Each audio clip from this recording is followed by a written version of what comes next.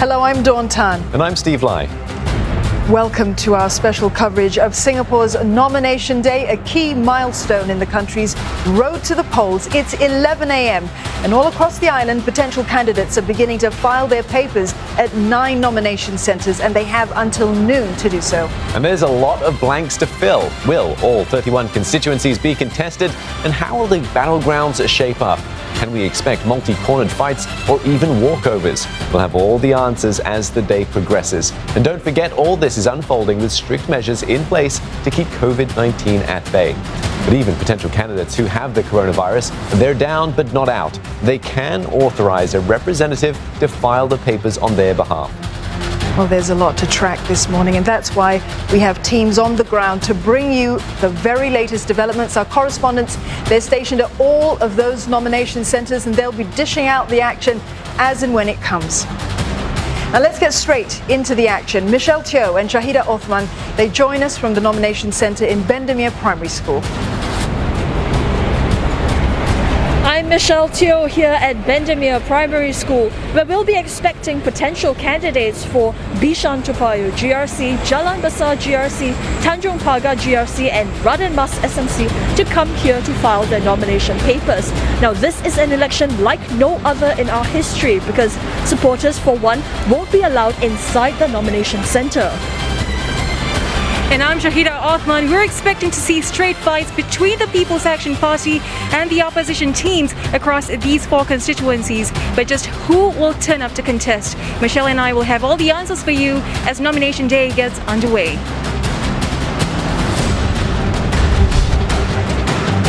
I'm Tan Su Hui and I'm coming to you live from Chong Fu School. I'll be giving to you all the highlights for Nee Soon GRC, Sembawang GRC, Marsiling UT GRC and Kebun Baru SMC, and I'll be tracking the People's Action Party. All eyes on Kebun Baru as it returns to its SMC status after nearly 3 decades. Now, they will be fielding Henry Kwek as a potential candidate, and it is known to be a People's Action Party stronghold. But it is no walk in the park as he'll be up against Progress Singapore Party's Kumaran Pillai. It's been a flurry of activities here at Chong Fu School. All the potential candidates from the People's Action Party have arrived and they're up at the nomination place to file their nomination papers. The 2 out of the 3 opposition parties, that's the National Solidarity Party as well as the Progress Singapore Party, have also arrived and they're up in the hall. Now we're just waiting for Singapore Democratic Party and we've also I'm just hearing that Singapore Democratic Party has arrived and they have indicated that they will be contesting for Marsiling UT GRC. Now, Su Hui and I will be tracking updates here from Chong Fu Primary School.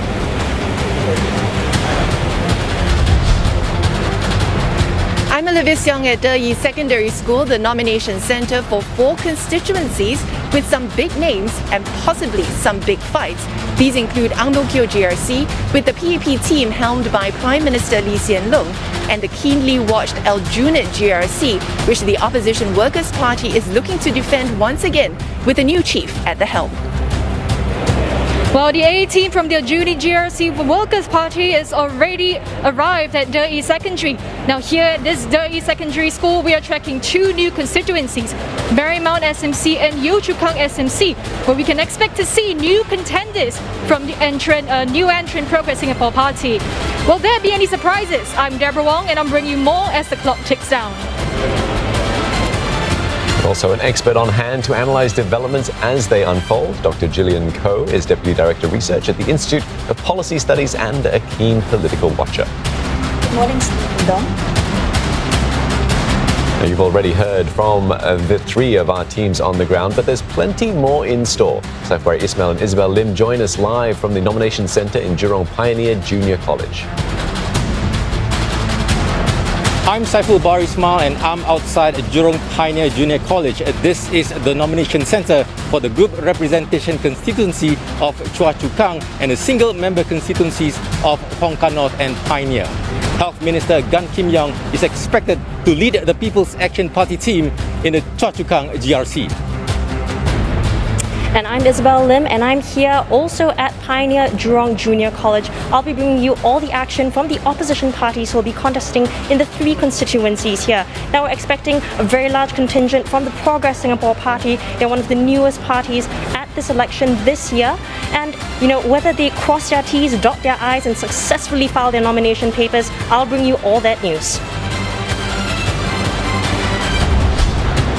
I'm Sherilyn reporting from outside Kong Hwa School along Guillemard Road. This nomination centre will be one to watch, with competition heating up in areas like Potong Pasir SMC. We'll also be keeping an eye on Marine Parade GRC, where the incumbent PAP team will be without a key player, former Prime Minister Goh Chok Tong. My colleague is inside the school with more. Kelly Wong, and I'm inside Kong Hwa School. So far, we've already seen potential candidates from the incumbent People's Action Party and potential opposition candidates like Goh Meng Sing from the People's Power Party arrive. Now here we are set to see an exciting competition in areas like McPherson SMC, where Mr. Goh will go up against the incumbent PAP's Tin Pei Ling. Mr. Goh has said this will be his last general election. We will also be tracking developments in Mountbatten SMC. Cheryl and I will bring you the latest. And from Methodist Girls' School, I'm Elizabeth Neo. Today, we'll find out who will be battling Democratic Party, similar to what we saw in the 2015 general election. A 3-way fight could also be on the cards for Bukit Panjang SMC. And I'm Eugenia Lim from inside Methodist Girls' School. We've already seen almost all the potential candidates from the SDP, PAP, as well as independent candidate, potential candidate Wee Boon Yu. He's also made an appearance here at Methodist Girls' School, and we'll tell you exactly who's successfully managed to file their nomination papers. Let's bring our guest into the fold and get her thoughts.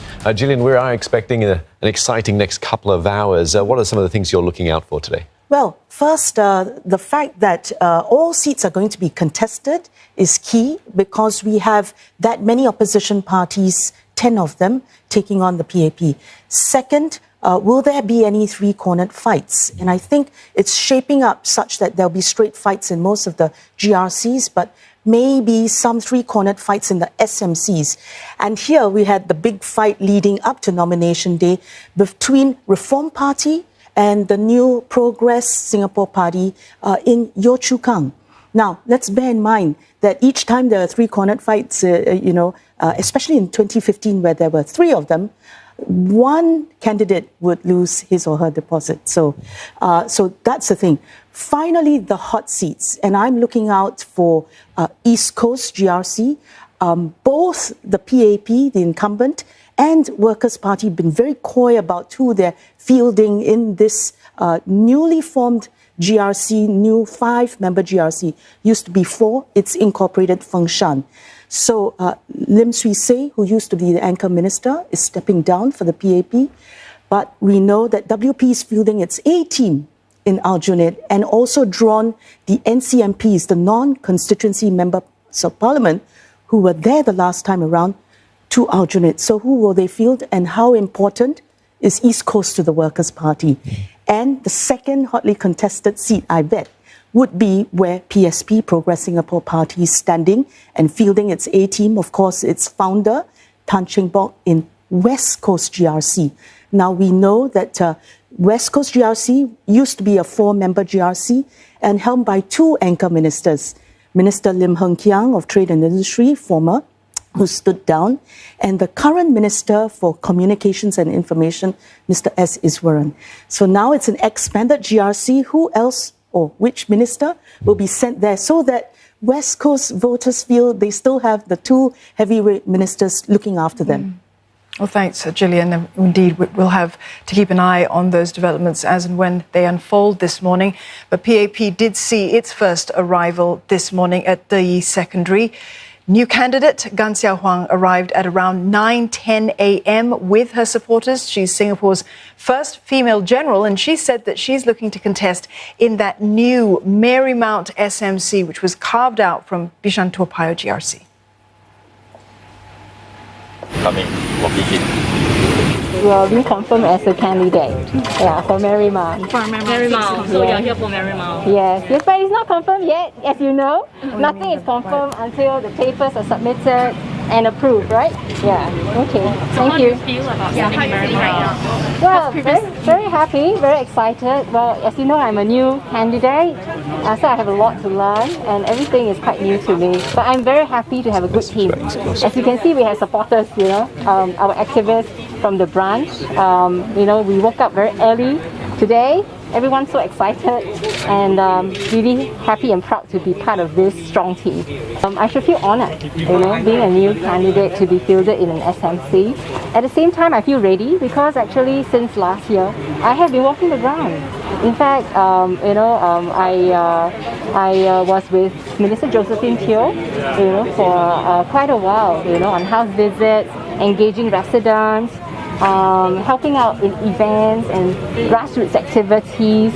So over a period of time, I have met many residents and form a bond with the supporters and the activists in the branch here. So I feel confident. In my view, it's actually a lot of teamwork. It's not just about the candidate or the advisor alone. It's about how united and how strong the team is. And for that, I'm grateful that Minister Josephine Teo has actually built a very strong team. Workers' Party Chief Pritam Singh arrived at the same nomination centre. That's for Aljunied GRC. This is Mr. Singh's first election as the head of the Workers' Party. People's Power Party Secretary General Goh Seng turned up at the Kong Hwa School this morning. This will be the fourth time that he's contesting the McPherson SMC, where he's expected to face People's Action Party's Tin Pei Ling, the incumbent. He previously announced that this will be his last contest in a general election. When I walk into McPherson, I feel very comfortable. It looks like where I have stayed in Toa Payoh, the old places with rental flats, 3-room flats mainly. Right? And in terms of aging, there are three problems with the three characteristics of the estate. One is a very old estate. I think it's one of the first HDB estates. 55 years old, older than me. Secondly, we have an aging population out there. And thirdly, I believe in terms of income per capita, is one of the lowest in Singapore. These are the three main issues facing the estate. Meanwhile, Progress Singapore Party Chief Tan Cheng Bock arrived at a coffee shop near Nan Hua High School nomination centre at around 10 a.m. He is expected to lead a PSP team to contest West Coast GRC. 6 down, 3 more to go. Cheryl Goh and Gwyneth Teo are at the nomination centre in Nan Hua High School.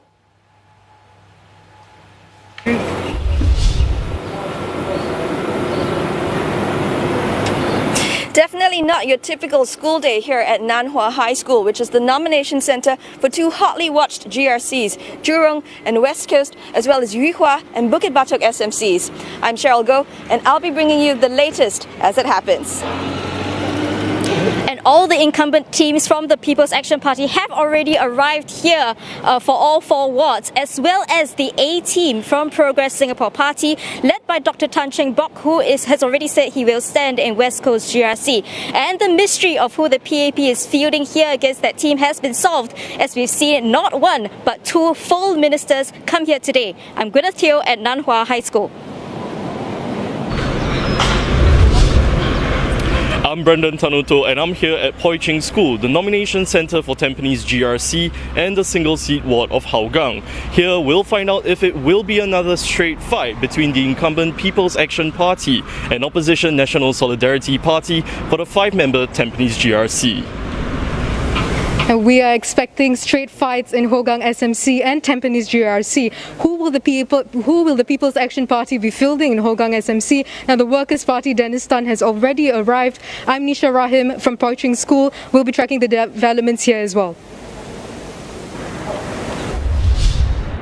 And on the eastern side of the island, I'm Leong Wekit, looking at various wards, including East Coast GRC. Now, unlike other GRCs, the candidates lineup for this area has still been quite secretive. Will there be surprises? Stay tuned and find out. That's right. This is also the nomination centre for newly formed Sengkang GRC, Punggol West SMC, as well as Pasir Ris Punggol GRC. 3 opposition parties are set to challenge the ruling People's Action Party here, with 3 cornered fights possible in 2 areas. I'm Afifa Arifin. Stay with us as we bring you the latest on the ground. And there you have it, 9 nomination centres, 18 correspondents bringing us all the action live as when it happens. As you heard there, some interesting developments happening in the West Coast. We'll get more information on that when it becomes available to us. In the meantime, Prime Minister Lee Hsien Loong, this was him earlier arriving at the nomination centre at GE Secondary School, and he is there likely to defend the Ang Mo Kio GRC. This election is being held during the COVID-19 pandemic, and there are plenty of safe distancing measures that are in place. Shahida Othman takes you through what the candidates will experience at those nomination centres. The proceedings on nomination day are more subdued this time due to COVID-19. Supporters are not allowed into these nomination centres. Now, I'm here at the drop-off point where potential candidates will pass before undergoing security checks and temperature screenings. They'll then head to the nomination room that's located at the 2nd level of the building. Now, in here, the potential candidates will fill up some forms before submitting all the relevant documents to the election officials. Now, these candidates must be accompanied by a proposer, a seconder, and at least 4 assenters. These are basically voters from the constituencies where the potential candidates are contesting in. And once confirmed, the names of candidates and the places they will contest in will be put up on the notice boards you see behind me there. And from that time till 12:30 p.m., any objections can be raised from other candidates as well as election officials. Now, over here, this is where the Group Assistant Returning Officer, or GARO, will announce the final list of names of candidates and the wards they will contest in. And this is also where candidates will make their thank you speeches, which will be aired on TV and online. And for candidates who are unwell, their authorized representatives can make their speech on their behalf. We have with us in the studio Gillian Koh from the Institute of Policy Studies today. Gillian, I want to get back to you on what you were talking about a little earlier in terms of the strategy of parties. We've got 93 members of parliament to be returned in this general election. Are opposition parties, do you feel, going to bank on profiting from a by-election strategy at all this year? Well, I think, let me make 3 points. First, because this election is held on the back of a crisis, so I think at the start, as we're going into the season, we looked at 2001, when that was the last time an election was held on the back of a crisis, the .com bust and the security threats stemming from the 9/11 terror attacks. In that case, the opposition was already quite coherent, smaller group, smaller field, but they also got together and said, let's return the PAP on nomination day, given the circumstances. So would you believe it, the opposition only contested in 29 out of 84 seats. And in that event, the PAP came back with a swing of 10%, 10.3% support for the party. So that's the first point, and that's why we were looking at whether the opposition would pursue a by-election effect strategy. But now the field is so different. There are that many more opposition parties, and the opposition has completely abandoned that by-election effect strategy because of what the PAP did to counter that, which is to make it painful to vote the opposition on the ground because of the local upgrading package that they would be denying themselves, or at least be put back in the kind of priority queue. So the 2 quick points to that then, if there is no by-election effect strategy, you'll see that the opposition will be saying that we know it's an election, there's a flight to safety, you want an experienced pair of hands in charge, the PAP, and of course the PAP has acquitted itself fairly well through this COVID pandemic, so deny the PAP a clean sweep. That would be one point that they could sort of bang on through the campaign. The second other strategy, and you hear the PSP harking on that, is to deny the PAP a supermajority, and that's very important. There are 93 seats up for grabs, as you said. If the opposition is able to take or wrest 32 seats, then it will deny the PAP more than a two-thirds majority, which means this, that it would not be able to just push through constitutional changes. The PSP cites the changes to the introduction of the reserved election system in the last sort of parliamentary term as the example of why they would want to campaign on the basis of deny the PAP a supermajority. So very clearly, Gillian, for the PSP, at least in this election, its debut election as a party and a very new party. Yes. It's focusing a lot not just on social and economic development, but also on political development. Yeah, indeed. And I think because it's headed by Dr. Tan Cheng Bock, then I think the voters there in West Coast GRC be very conscious, and he'll make them remember that he was a former presidential candidate. And it was a challenging time for him when the government of the day introduced a new system to ensure multiracial representation in the highest seat of the land, the presidency. It was a tweak in the constitution and the system to reserve an election if after 5 terms there would be no candidate or no president of a certain racial category. So he feels hard done by that change, and so he's highlighted it in his manifesto. And I think that the political system question is going to be very key to their campaign, hence his line of deny the PAP a supermajority. So you have different lines. One line would be deny the PAP a clean sweep, and the Secretary General of the People's Action Party said, no, I think that's not going to be likely. It's a tactical move by the WP to scare voters. Then you have PSP, which has a different benchmark, deny the PAP two-thirds majority.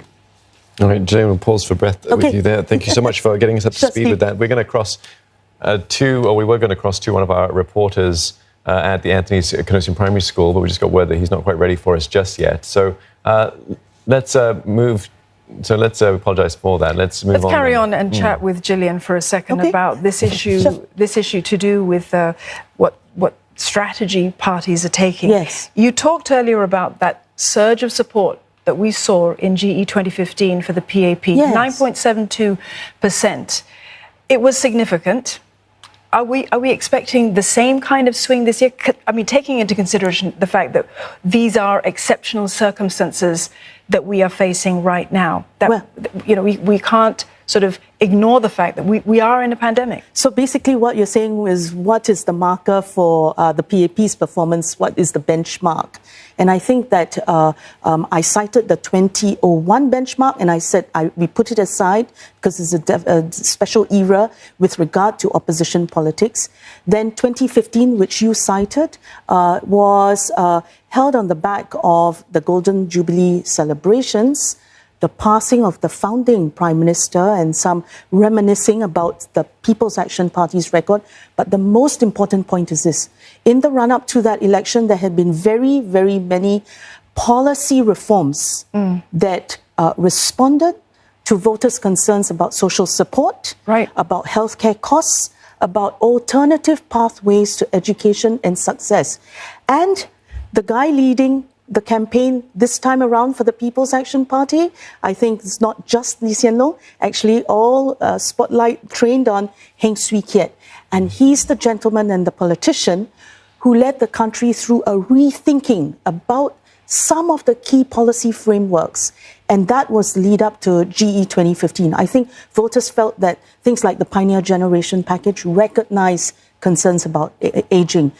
Things like the Skills Future program recognize concerns of the younger people to be able to access opportunities for reskilling. So this time around, this parliamentary term, we've had the same raft of policy reforms by the government, in addition to what they've tried to do in COVID, a $100 billion package to deal with saving lives, but also saving jobs and businesses. So let's see, I think the benchmark would be close to the 2015 result. Okay, well, Gillian, we have heard that Ng Swee Kiat hasn't been spotted at his nomination centre yet, though there is still plenty of time. Let's get a quick update with Olivia Seong. She's at Dei Secondary School. Olivia, get us up to speed with what you've been seeing so far this morning. Well, here at Dei Secondary School, this is the nomination center for 4 constituencies with some big names and possibly big fights being lined up.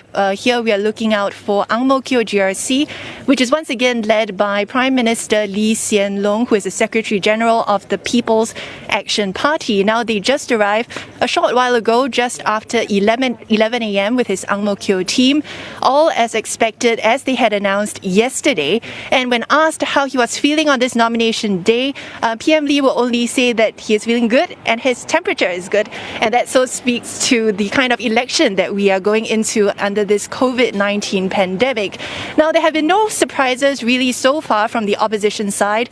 Ang Mo Kio team likely to go up against the Reform Party.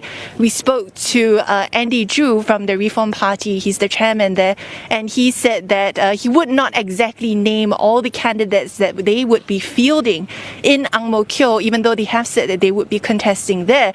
Potentially, we asked him whether or not we would see Mr. Kenneth Jeyaretnam, the Secretary General of Reform Party, being fielded here.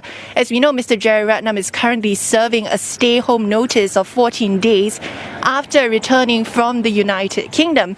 But when we asked Mr. Zhu whether or not Mr. Jeyaretnam has a representative here, he said that we would have to wait for the announcement from the officer at the end of nomination.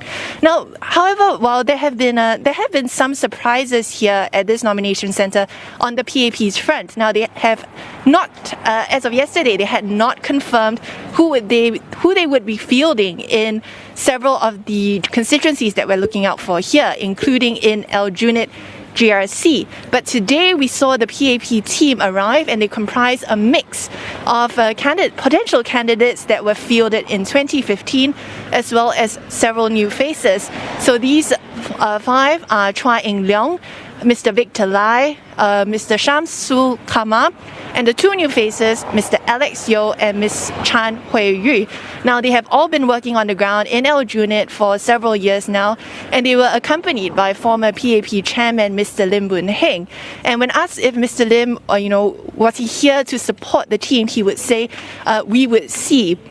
And so we shall see if this is the team really going to be fielded against the Workers' Party's A-team, so to speak. And we saw Workers' Party Chief Pritam Singh, as well as Chairman Sylvia Lim, along with Mr. Faisal Manap, Gerald Giam and Leon Pereira. Mr. Giam and Mr. Pereira moving over from East Coast GRC after we've seen Mr. Lau Tia Kiang, the former Workers' Party chief, say that he's retiring from politics. And, Mr. Lim Boon Heng, who is the former PAP chairman, was asked about his thoughts, given that the PAP team has often been called a suicide squad. But Mr. Lim said that would this team be called a suicide squad, given the fact that in 2015 they managed to pull off a narrow loss against the Workers' Party. And we had seen the Workers' Party win in 2015 with about 50%, just over 50% of the vote. So, that looks like to be another matchup between the PAP and the Workers' Party with new configurations of teams. Other surprises here today for Marymount SMC, which is a new single-member constituency. At about 9:30 or 9:20 a.m., we saw Ms. Gan Xiao Huang arrive here at the nomination centre even before the nomination centre gate was open, and she is set to be fielded in this new SMC as a new face, and she is contesting in the general election for the very first time. Ms. Gan is Singapore's first woman general and currently deputy CEO of the Employment and Employability Institute, and she said that she is honoured to be fielded in this SMC, and she has been working with Mrs. Josephine Teo, whom this ward has come under previously. Now, Marymount has been carved out of Bishan Toa Payoh GRC. And for the final SMC, we had also seen a new face also set to be fielded in this SMC, Mr. Yip Hon Wing. Now, he is a former civil servant, former group chief of the Silver Generation Office at the Agency for Integrated Care. And he looks set to be going up against the Progress Singapore Party, against Ms. Kayla Low, who is a chartered accountant, former prisons officer. So those two new faces being fielded up in two new SMCs this general election, and another rematch of the Workers' Party and the PAP in Aljunied once again. Back to you. Thanks, mate. Thanks very much for that. Olivia Seong speaking to us from Dei Secondary School. And as you see just there, a box pop up on your screen, and we can see Mr. Heng Swee Keat there making his way into the nomination centre. A big election for him, Gillian, being... Yes.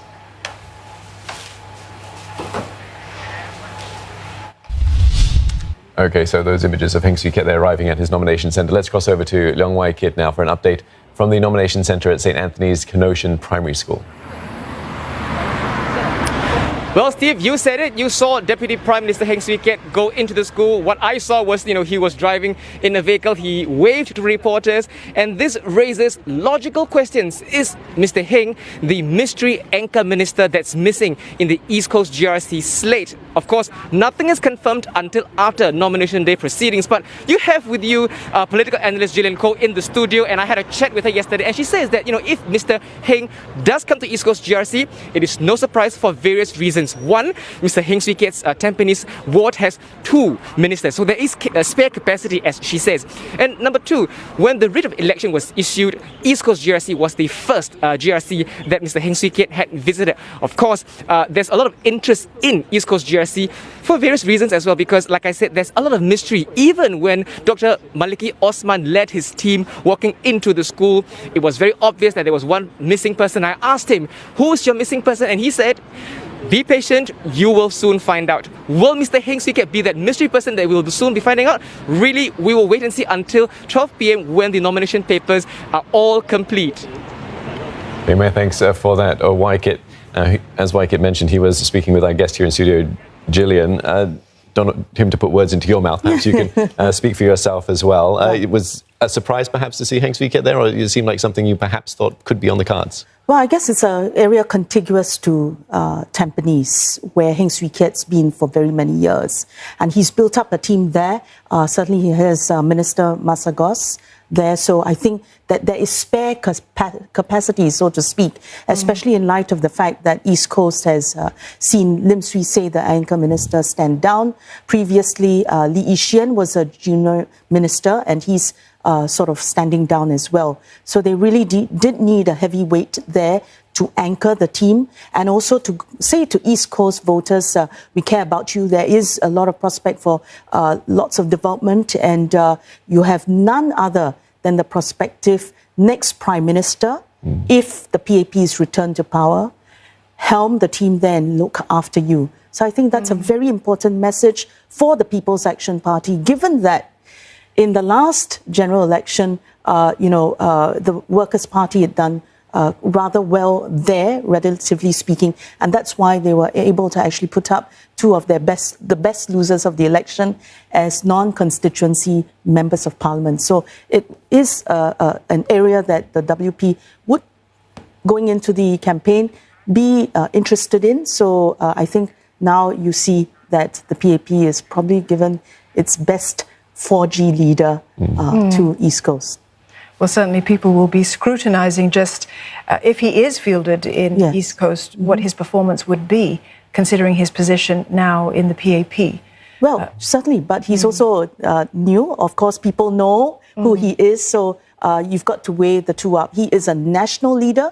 He is prospective next gen of PAP, so I think that East Coast voters will really not feel too much in a dilemma.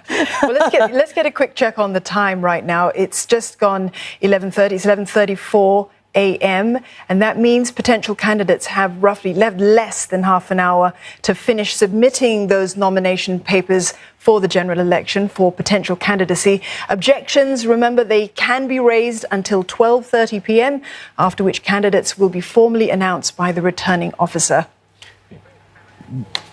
And speaking of people wanting to contest, you can see there Chi Soon-juan from the Singapore Democratic Party. He's expected to be contesting at Bukit Batok SMC, making his way up there to submit his papers, accompanied by his team. Gillian, a familiar face for the opposition in Singapore. Tell us what you think about his sort of prospects for this election. Okay. Secretary General of the Singapore Democratic Party. Previously, in the general elections past, he would be heading up the team in Holland, Bukit Timah. But we had a by-election in 2016 in Bukit Batok, so he went up against the PAP's Murali, and he, didn't quite make it, but I think he's trying to demonstrate his commitment to the voters in Bukit Batok, returning to that single-member constituency. What's interesting about the party then is that now they have released, so to speak, the chairman of SDP to helm the team contesting in Holland, Bukit Timah. That's Paul Tambaya. So I think that's a bit of a changing up of tactics and a willingness to allow the leader of the party to go with the SMC, and then a second I think standing, because he's a familiar face to us now in the SDP camp, to helm a big team in Holland, Bukit Timah. Okay, next let's take a look at other potential candidates that have been arriving at the various nomination centres. Yeah, we have the Secretary General of the People's Voice Party, Lim Tian, speaking. Who needs no introduction. And also Dr. Michael Fang, a trained doctor and a medical entrepreneur. So in the run-up to nomination day, Lim Tian's been very quiet about just who he will field within the party for the various positions that it's going for. Various wards. It's actually going for quite a number of seats. I think 11 or 12 seats it's going for in this election. He hasn't really talked about the people who are within that party. Gillian, do you think we'll see some clarity today as to what the People's Voice Party, what their strategy is going to be? Because even though Lim Tian is first time for him as head of PVP, this is a new party, a debut in this election. Yes. He's been around the block before, hasn't he, with NSP? Sure. Yes, of course. We recognize him. He was on a national sort of debate in the run-up to the previous election. So he is a known entity, but he's sort of now helming PV, basically. Going into nomination day, the suggestion was that they'd field 12 candidates, really. But I think what stands out is that, is somehow setting his own pace rather than coming into some collaboration with the other opposition candidates and parties. The key thing is that there is a cloud hanging over Lim Tian himself personally, so not very sure how he'll resolve the second round of bankruptcy moves against him. Do you think that will encumber him in terms of how voters' perception and what kind of vote share he will ultimately get? Well, so that's what I'm suggesting, that he really needs to profile the rest of his members so that PV is not about Lim Tian, but it's about what the party stands for and who else comprises that party. Yeah, and hopefully we'll see some names and some faces as well in the next hour. So these things shouldn't be the best kept secret, Really, I think that we are in the final mile. Well, we were in the 11th hour of this parliamentary term, and I think parties really needed to profile who they'd be fielding, what their manifestos are. They shouldn't be the best kept secret of nomination day. Okay, well, hopefully nomination day will reveal those secrets for us. Let's get across to Nisha Rahim for the latest update from Poi Ching School nomination centre that covers Hougang and Tampines. Nisha, what can you tell us? Absolutely, Steve. Well, there are familiar faces and not so familiar faces here. Let's start with, of course, Hougang SMC. Now, we've spotted Workers' Party, Mr. Dennis Tan, here at the nomination centre. Now, Mr. Dennis Tan is, of course, a familiar face in general elections. For the past 2015 general election, he contested in Fengshan. And, in the last few days, the Workers' Party had announced, of course, their intentions of fielding Mr. Dennis Tan here at Hougang SMC. So it's no surprises to see him there. And, of course, we have Mr. Lim Mr. Lee Hong Chuan as well from the People's Action Party here. He was he arrived quite early to file his nomination papers as well over here at the nomination centre. So we could be possibly seeing a contest between the Workers' Party again and the People's Action Party. Now, Mr. Lee Hong Chuan, of course, we need to understand that it's not his first time contesting these elections. In the 2015 general elections, he also contested in Hougang SMC. So it's not surprising here as well. But now, what is surprising is for Tampines GRC, now the People's Action Party for Tampines GRC, that is usually helmed by Deputy Prime Minister Heng Swee Keat. Well, he's not here, as we heard from my fellow colleague Leong Wai Kit, who have heard that who has spotted Mr. Heng Swee Keat at St. Anthony's Secondary School. So as you can see, it's quite surprising to not see him here. The faces that I've seen here so far is, of course, Mr. Massago Zulkifli, Mr. Bae Yam Keng, as well as Mr. Koh Po Kun. He's a surprise addition, definitely, because we've seen him as an Ang Mo Kio MP for Ang Mo Kio GRC. So he's a new face, definitely, for Tampines GRC. Now, we've also seen National Solidarity Party, Mr. Reno Fong, together with his team, to submit nomination papers. It's no surprise there to see him in Tampines GRC. Now, for the past elections, we have seen National Solidarity Party in Tampines GRC as well. Back to you. Okay, thanks very much for that, Nisha. Nisha Rahim there. Now let's get across to Eugenia Lim. She's at Methodist Girls' School. The nomination centre covers Bukit Panjang SMC and Holland Bukit Timah GRC. Eugenia, what have you got for us? Well, at this point in time, we understand that the PAP team for Holland Bukit Timah GRC has indeed filed their papers. They're still being checked at the moment. From what we understand from the potential candidates that were walking into the school, we see that Dr. Teo Ho Pin has actually been absent from the team that walked in. And in his place, in the PAP team, we saw Mr. Edward Chia, who's the PAP new face and also co-founder of Timber Group. We've just learned about his potential candidacy when PAP introduced the team just last week.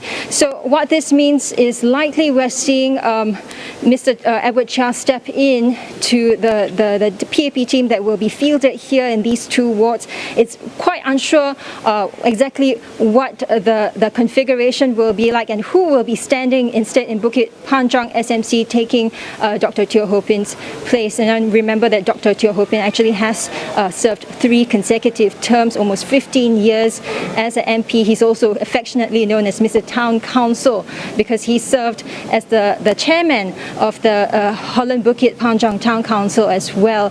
So in terms of the opposition candidates that we've seen so far, the potential candidates that have streamed in, they include Paul Tambaya, chairman of the SDP, as well as Alfred Tan, Min Cheong and James Gomez. And also a surprise here is Mr. Tan Ji Se. He is the former presidential candidate as well as former Sing First Chief, and he's made an appearance at this nomination centre, which has raised some eyebrows and piqued some curiosity. That's something that we'll definitely be watching closely. All right, thanks very much for that, Eugenia Lim, speaking to us from Methodist Girls' School. Very interesting developments there, seeing Edward Chia well, perhaps he will have a seat in Bukit Panjang SMC.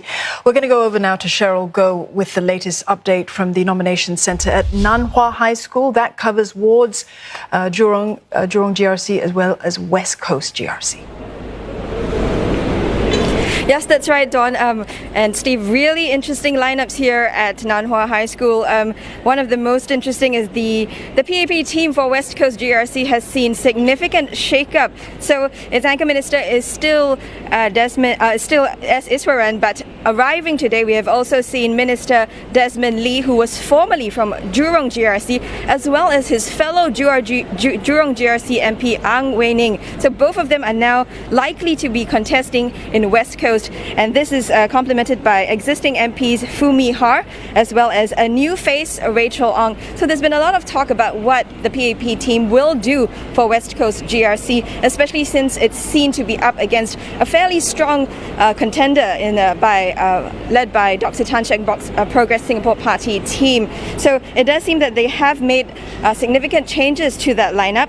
Who are missing from the old team are Patrick Tay, the MP, as well as a veteran Lim Heng Kiang. Another interesting lineup today is the contested for Yuhua SMC from the Singapore Democratic Party. Now, it was originally supposed to be Benjamin Pui going up against incumbent PAP Grace Fu, but I understand that has been changed to a totally new name that we've not heard before. His name is Robin Long, but we're going to just make sure that that's going to be confirmed once the papers are up. For Jurong GRC, no surprises there. Anchor Minister Tharman Shanmugaratnam, as well as a team with two new faces, Sean Huang as well as Xie Yao Chuan. Now, as we know, Xie Yao Chuan is the replacement, so to speak, for another new candidate that was unveiled earlier, Ivan Lim, but Ivan has since withdrawn from the race due to some allegations over his behaviour during his NS time. And Mr. Tharman did say earlier that they would revisit the whole Ivan Lim case once the GE is over, but for now they're focusing on getting their messages out, engaging the residents for this GE. Back to you guys in the studio.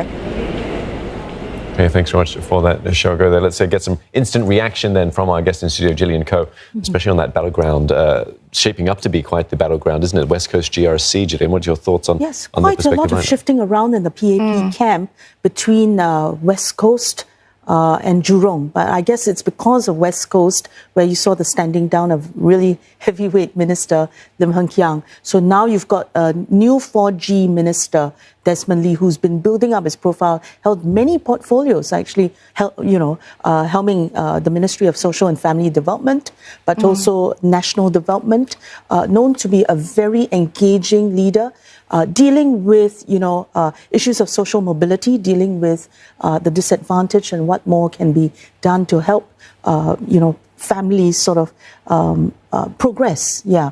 And the word is that he brings with him Mr. Ang Wei Ning, who's also, has a heart for special needs, the special needs community.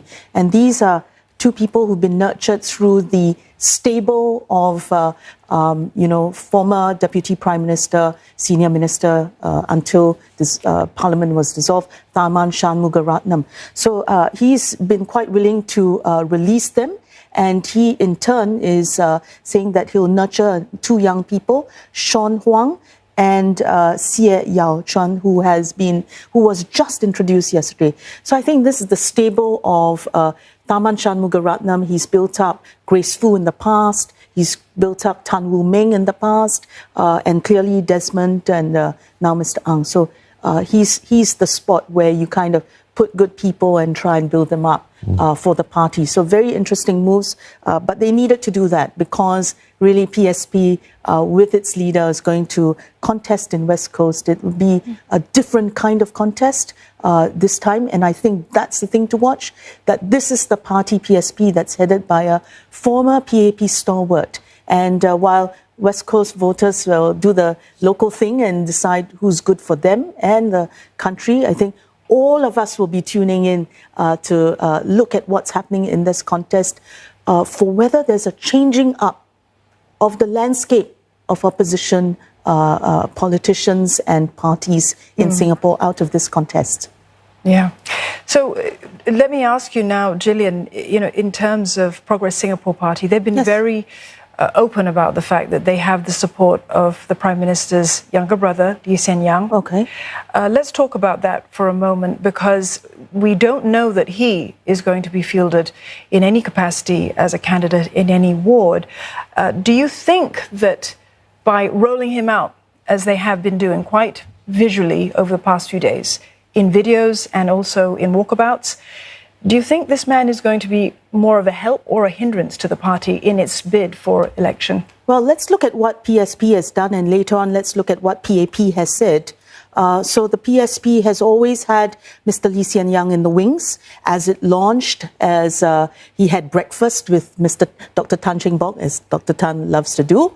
And, of course, then the breakfast outing and the passing of the membership card to Mr. Lee recently in Tiong Bahru Market. So I think the first point is that the political effect of just that association says something to Singaporeans generally, and also to voters in West Coast as well as Tanjung Pagar, that there is a possibility that someone who is very closely associated clearly with the current Prime Minister but of course the founding Prime Minister is lending his support to the PSP. And it ties in with the PSP's message that the PAP of today is not the PAP of the past. But of course, so let's get to the PAP message. And the Secretary General said yesterday, Mr. Lee Hsien Loong, the brother of Lee Hsien Loong, that he hopes that this election would not be an extension of the family feud, and also that this is a moment of grave danger for, well, of course, the country and the world as we struggle with the COVID pandemic. So the PAP is trying to reframe the situation, make sure that the focus is not on the family feud, but on governance issues. The PSP, of course, is saying it's entirely about governance issues, and it's about the quality of governance. And the current First Assistant Secretary General of the PAP had already responded to this half a year ago, when the argument was that the quality of governance had dropped because of various things. The response is, governance is far more complex today than it was 2 decades ago. Right. And so you're juggling a lot of balls in the air, and I think that that's what needs to be reckoned with. So we're looking at, as voters and analysts, the party that recognizes the complexity of governance and has, therefore, a realistic proposal for different policy areas, but generally as a governance formula for Singapore in very difficult times for the world, and Singapore takes its cue from what's happening outside. Yeah, well, no matter who is fielded there, I mean, you know, PSP has got its work cut out for it in this battle for West Coast. Yes. A quick reminder that back in GE2020, of course, the PAP took that award. 78.57% was one of the highest percentages for vote share back in that election. Let's go over to Isabel Lim now. She's got the latest update for us from Jurong Pioneer Junior College. The nomination centre there covers the wards of Choa Chu Kang GRC, Hong Kong North SMC and Pioneer SMC. Right, so we have some confirmation now that nomination papers have been filed for the Choa Chu Kang GRC for the team, for the PAP team, I'm sorry. And so the names that are being confirmed, you know, some are familiar. Mr. Gan Kim Yong and Ms. Loh Yen Ling are on the slate for the PAP slate for Choa Chu Kang GRC. However, we are seeing 2 new faces, and those 2 new faces are Don Wee and Zulkarnain Abdul Rahim. And so that's what those are the nomination papers that we have so far. We also have, however, confirmation that Dr. Amy Khor will be standing for Hong Kong North SMC again. Now, as we know, Dr. Amy Khor has been representing that area for close to 20 years now. On the opposition side, we were expecting a very large contingent from the Progress Singapore Party, and we are seeing, you know, the first instances of that. Ms. Ji Jin Wong, who have expressed interest in contesting Hong Kong North SMC, she has filed her papers for that as well. However, we are, you know, a couple of minutes from 12 p.m. and that's when candidates will be able to look at the nomination papers for other candidates and lodge any objections if they so wish. And so only after that period will the nominations be deemed successful. Isabel, thank you very much for that. Let's cross over now to Kelly Wong. She's at Kong Hwa School. That nomination centre covers the wards of McPherson, Marine Parade, Mountbatten, as well as Potong Pasir. Kelly. Right, so similar to my colleague Isabel, we are just a few minutes away from 12 p.m.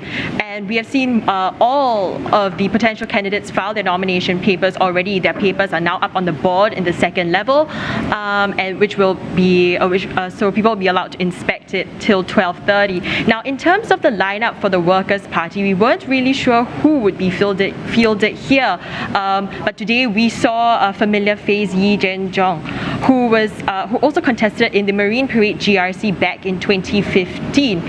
So this would be the second consecutive election that we will see the Workers' Party contesting in the Marine Parade GRC. Now, back in 2015, the Workers' Party only managed to get about 36% of the votes. And from the 2015 team, Mr. Yee is the only one that has returned for this lineup. Now, in 2011, he had also contested in Joo Chiat, where he lost narrowly with about 48 and therefore he was appointed a non-constituency MP in the 12th Parliament.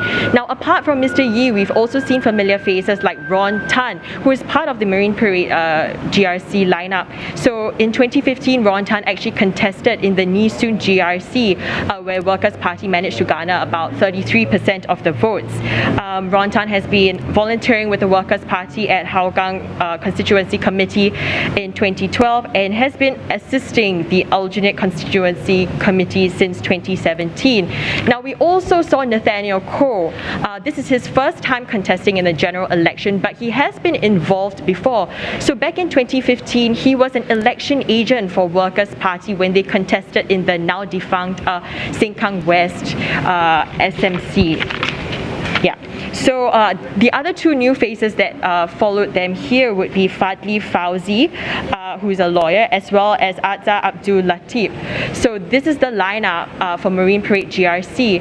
Now moving on to Mountbatten SMC, we didn't really know who the People's Voice would field here, and this morning we've already seen Siva Kumaran Chalapa, who came in to file his nomination papers. Now he left the People's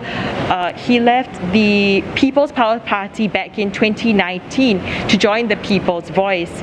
Other than that, we expected familiar faces like Jose Raymond from the Singapore People's Party, as well as Goh Meng Seng from the People's Power Party, filing the nominations here as well. Thanks very much for that. Kelly Wong speaking to us from Kong Hwa School Nomination Centre. Let's get you up to speed on some of the key movements that we've seen then this morning. In a surprise move, Deputy Prime Minister Heng Swee Keat will be leading the PAP team in the East Coast GRC against the Workers' Party. He appeared at the St. Anthony Kenoshan School, which is nomination centre for the 5-member GRC. DPM Heng is moving from the Tampines GRC, where he has been standing since he entered politics in 2011. Now, earlier, Prime Minister Lee Hsien Loong also spoke to the media after he arrived at the Deyi Secondary School, the nomination centre for Ang Mo Kio GRC, with members of his team. His team includes newcomers Ng Ling Ling and Nadia Samdin, as well as former members of Parliament Gan Thiam Poh and Daryl David.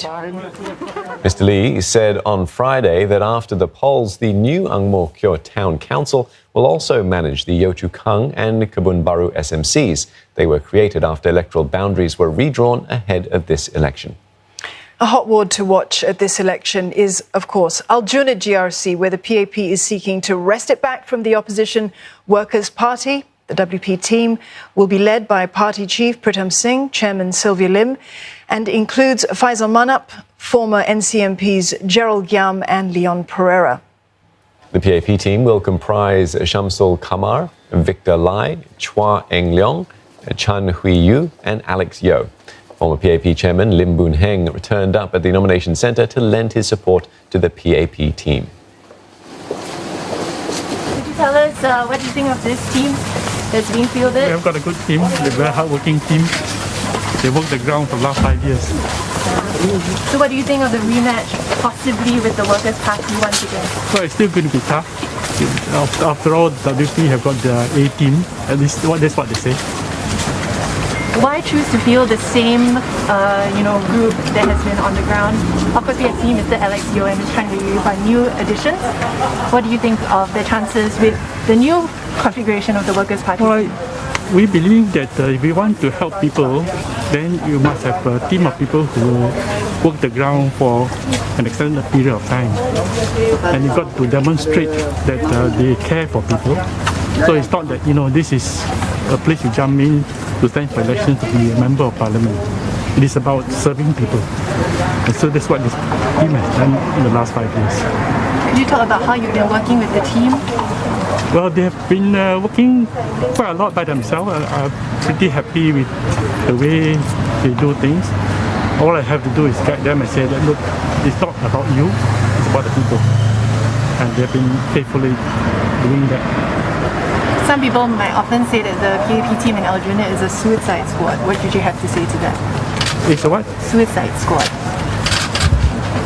If it was a suicide squad, how did they pull off a marginal loss to WP in the last round? So I think it is not that you must have heavyweight people or perceived PVP people. It is whether you have people who have a heart to serve people that matters.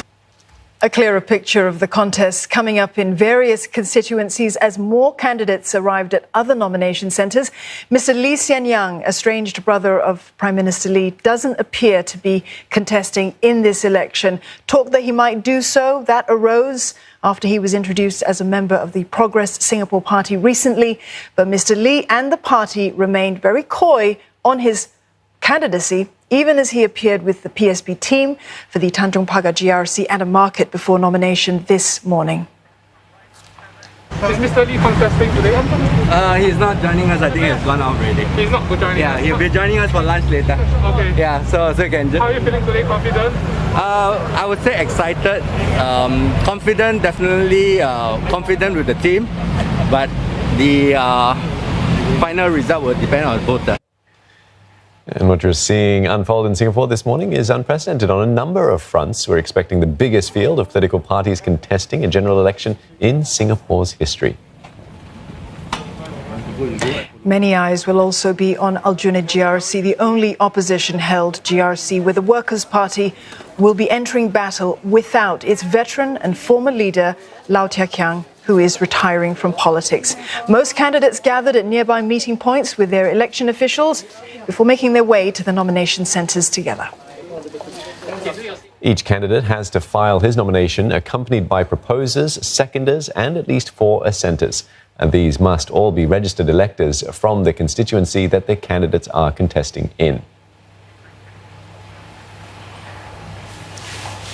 Now, the clock has just passed 12 noon, meaning nominations are now closed for the general election. Objections can be raised all the way till 12:30.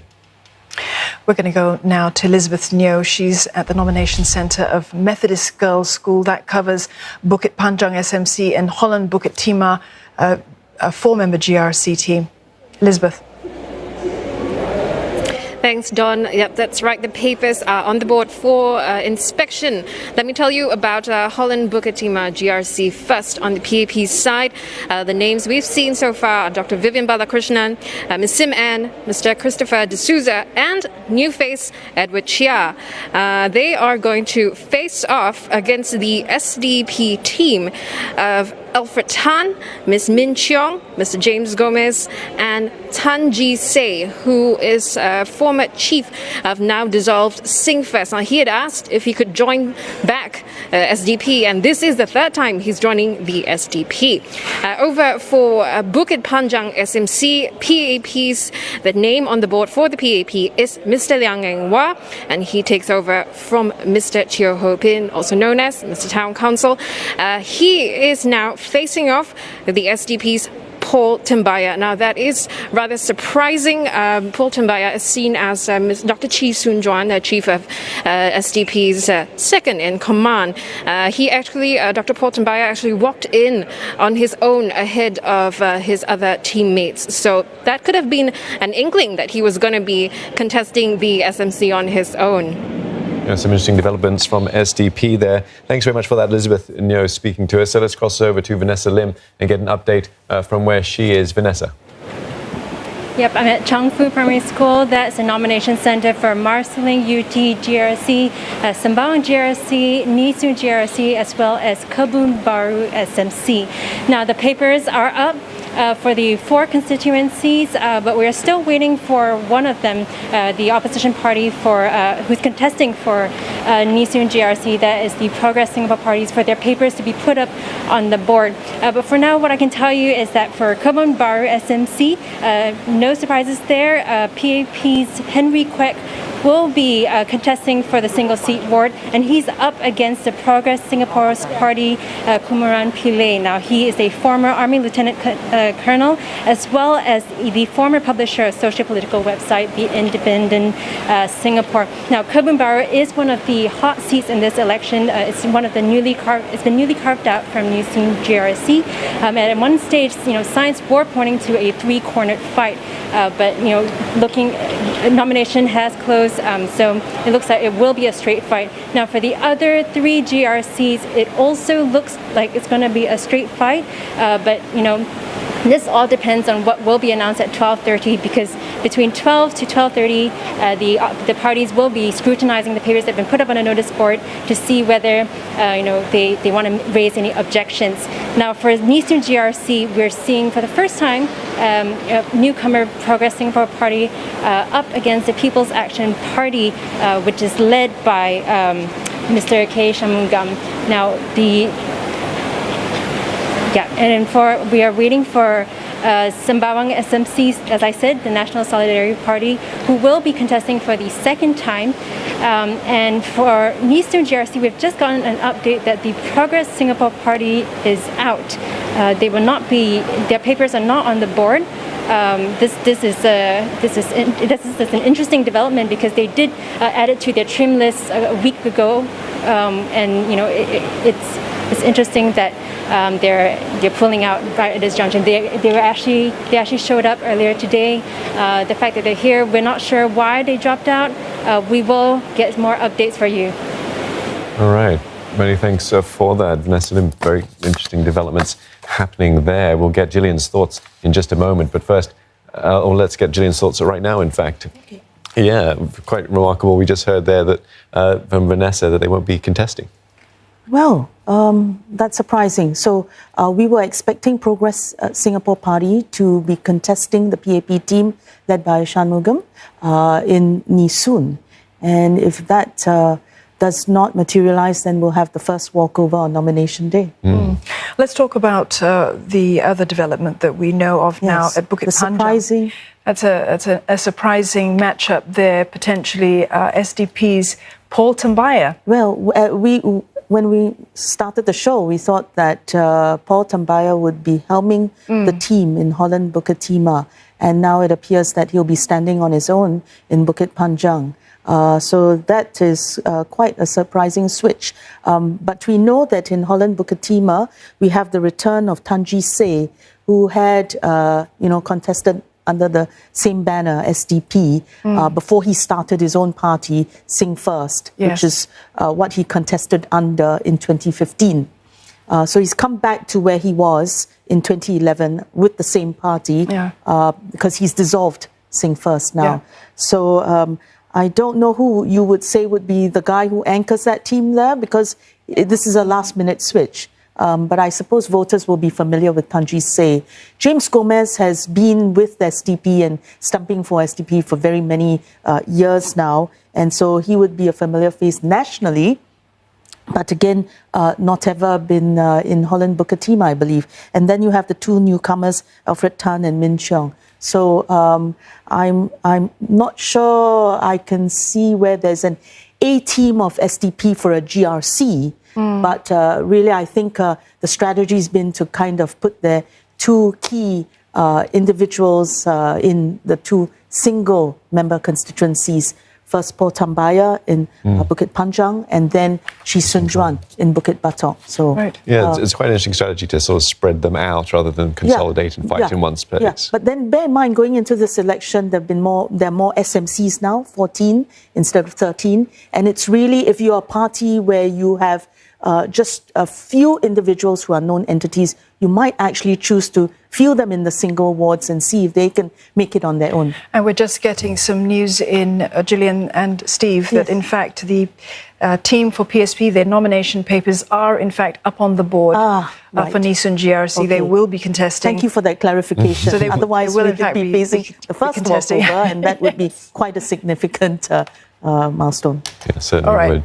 Let's cross on over now to Deborah Wong. She's at the secondary school, the nomination centre covering Aljunied Ang Mo Kio, as well as Marymount SMC, and that new SMC as well, the second one, Yio Chu Kang. Well, Dawn, we were expecting to see all two straight fights between all. Sorry, let me try that again. Here at Derry Secondary, we are seeing fights between two parties for all 4 constituencies. Now we've just got confirmation that the names on the notice board for Aljunied GRC is the A team from the Workers' Party led by Chief Pritam Singh as well as his colleague Sylvia Lim, and they are up against familiar faces that also contested back in 2015. Against them we have the People's Action Party's Victor Lai as well as Shamsu Kama, so familiar faces for these 2 teams. And for Ang Mo Kio GRC, we'll have Prime Minister Lee Hsien Loong leading the charge in for the People's Action Party along with 2 fresh faces. Among them, the youngest candidate that the People's Action Party is fielding, Nadia Samdin. And they are up against the Reform Party's team, which is led by Party Chief Kenneth Jayaratnam, who isn't here today because he is serving a stay-home notice. So the team is currently today represented by Party Chairman Andy Tu. And it's interesting to note because this is the team that previously contested in West Coast GRC back in 2015. So it's quite new waters for them this time round. And here we're also looking at 2 new constituencies. Yio Chu Kang is experiencing a straight fight as well between the PAP and the Progress Singapore Party.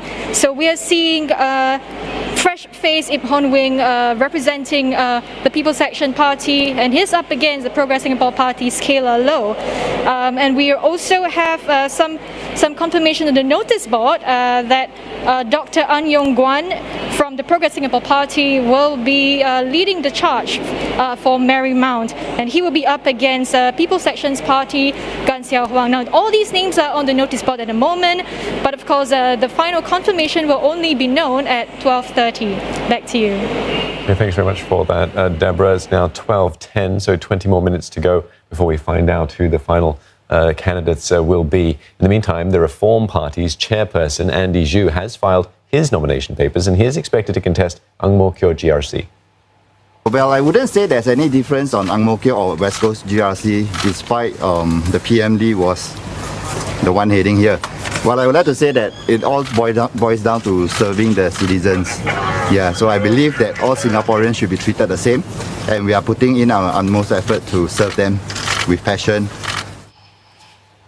Let's cross over now to Afifah Arifin. Sorry, excuse me. We, in fact, also heard from PSP's Sec-Gen Dr. Tan Cheng Bock, who is looking to contest West Coast GRC.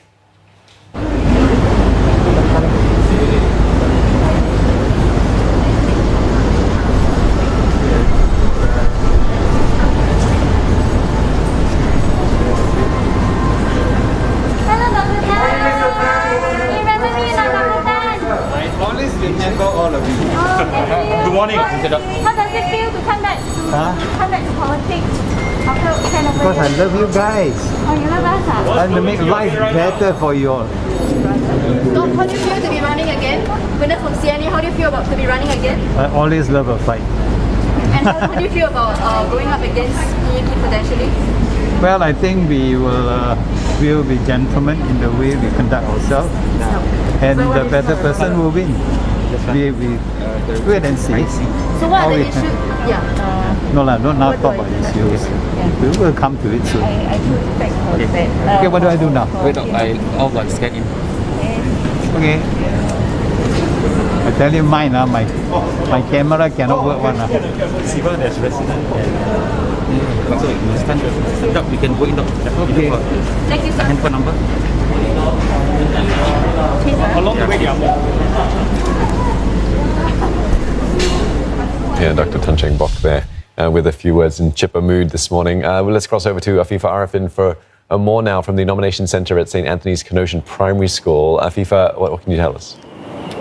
That's right, Steve. Names are being pasted on the list in quite a flurry here at St. Anthony's Canossian Primary School's Nomination Centre. It looks set to be a straight fight in the newly formed single-member constituency of Punggol West, with PAP's incumbent Sun Xueling set to stand in that ward. Her competitor is the Workers' Party's Tan Chen Chen. Now, she is a new face for the party. It is her first time contesting in this party. Party here only experiences having volunteered for Mr. Lau Tia Keng, who, as we know, had announced his retirement from politics earlier. So a straight fight for now for Punggol West SMC. Now the names for Sengkang GRC for the PAP team has also been pasted on the nomination board. It is led by Anchor Minister Ng Chi Meng. It's also together with Amrin Amin, Dr. Lam Pin Min, as well as a new face, Raymond Lai. That team seems to be relatively strong, with 3 former political office holders contesting in that GRC. The names for the Workers' Party's slate of candidates for Sengkang GRC, which is also a newly formed GRC in this election, has yet to be pasted on the nomination centre. We have also are seeing the names of the candidates that are contesting for the Pasir Ris Punggol GRC. We have the names for the PAP team, of course, led by former Deputy Prime Minister and the Anchor Minister Teo Chee Hean, as well as the former incumbents Janil Puthucheary and new faces Yeo Wan Ling, Desmond Tan, and Muhammad Sharil there as well. The People's Voice parties, list for Pasir Ris Punggol GRC has also been pasted up. They are led by Gilbert Koh, as well as 4 new faces. We are just getting right now, as I speak, the names for East Coast GRC's lineup from the Workers' Party, and it seems that the team will be fielded by some of their more experienced candidates who had arrived from the Workers' Party, and this includes Terence Tan and Dylan Ng, who have contested for the Workers' Party in previous elections, as well as Abdul Sharif, and of course the one star potential that the Workers' Party, a familiar face that we've all seen before, Nicole Seah, will be standing in East Coast GRC. Their names have been pasted. Of course, we will have to wait for 12:30 for the names to be confirmed by the returning officer. But, interestingly enough, we have been talking about how East Coast GRC is a hot ward to watch. That's because Deputy Prime Minister Heng Swee Keat arrived at this centre earlier and is likely to be anchoring East Coast GRC, and this team of Workers' Party candidates could very well be up against him. Afifa, thank you very much for that update. Let's get you back now to Shahida Othman. She's at Bendemeer Primary. Shahida? On Steve, well, things are developing quite quickly here at Bendemeer Primary School. We know that the papers for all 4 constituencies are up on the board, and they are being reviewed by other candidates in other teams as we speak, and they have until 12:30 p.m. to do so. But at this point, we know who are contesting for Tanjung Pagar, Jalan Besar and Bishan Toa Payoh GRCs, as well as the single seat ward of Radin Mas. Now, so far, there have been no surprises or changes to the lineups that were earlier slated or revealed to the media. For Tanjung Pagar GRC, it will be a battle between the People's Action Party and Progress Singapore Party. That's one of the youngest political parties in Singapore, that's founded by Dr. Tan Cheng Bock. The PAP team is led by Minister of Trade and Industry Chan Chun Sing, and on the PSP side, Michael Chua. He is the party's organizing secretary, and he will lead the team. Now, everyone was on the lookout for Mr. Lee Hsien Loong earlier. He is the brother of Prime Minister Lee Hsien Loong, so we can confirm that he is not contesting. There had been a lot of speculations about him contesting in Tanjung Pagar GRC, but we can confirm that he is not, and instead, according to Mr. Chua earlier when we interviewed him, he said Mr. Lee Hsien Loong will join the party members for lunch after nomination later. Now, this is the second electoral contest for Tanjung Pagar GRC. It has enjoyed walkovers in the past since 1991 and 2015, simply because it has been a stronghold of the PAP. It has been a stronghold of the late Mr. Lee Kuan Yew. Now, for Bishan Toa Payoh GRC, PAP will likely see a contest between the Singapore People's Power Party and the PAP for the third time. PAP will be helmed by Dr. Ng Eng Hen. His team will face the SPP team that's led by the newly appointed Secretary General Steve Chia. But Interestingly, this is SPP's first time entering an election without a member of the Chamsi Tong family since 1996. So it'll be interesting to see how the party will fare under a new leadership in this election. Now, for Radin Mas SMC, a straight fight between Kumar Apavu and PAP's Melvin Yong. In 2015, Mr. Apavu received about 13% of the votes in a multi-cornered fight against the PAP's candidate Sam Tan, as well as an independent candidate. I also want to touch quickly on Jalan Besar GRC. Now, Manpower Minister Josephine Teo will helm the PAP team in this battle against the People's Voice team. She was previously the MP at Bishan Toa Payoh since 2006, and this time around she replaces Dr. Yaakob Ibrahim, who will not be standing in the polls, and the PAP team will see a fight with the People's Voice Party led by its chief Lim Tien. So far all the papers are up on the board and they are being reviewed now, so we'll bring you the latest when we have them. Okay, many thanks for that, Shah. Now let's get across now to Brandon Tenoto at Poi Ching School covering Tampines GRC and Hougang SMC. Brandon. Thanks, Steve. Well, lots of interesting developments here this morning. The most interesting one is that the papers for the names for Tampines GRC are up, and one name that is not on that list is Deputy Prime Minister Heng Swee Keat's name, who has been the incumbent anchor minister for Tampines GRC. In his place is Environment and Water Resources Minister Masagos Zulkifli, incumbent Tampines MPs Desmond Chu, Cheng Li Hui and Bayam King, as well as incumbent Ang Mo Kio MP Kopo Kun. Now, also we've heard that we've heard word that Mr. Heng has showed up at the nomination centres for the GRCs of East Coast, Sengkang, as well as Pasir Ris Punggol. So it has been confirmed that Mr. Heng did not show up here at Poi Ching School, which is the nomination centre for Tampines GRC. Also, let's also take a look at the Hougang. The names for Hougang SMC are also up, and we have from the People's Action Party Lim Hong Chuang, and from the Workers' Party we have Dennis Tan. Now, Dennis Tan will be replacing former incumbent Hougang MP Peng Eng Huat. Now, Mr. Pritam Singh did announce like a few days ago that Mr. Peng Eng Huat, as well as Mr. Lau Thia Kiang and Chen Xiaomao, will be stepping down and making way for new blood to take over the reins. And so just a little bit of background on Tampines GRC. It is a 5-member GRC, and there are about 151,000 voters eligible in the constituency.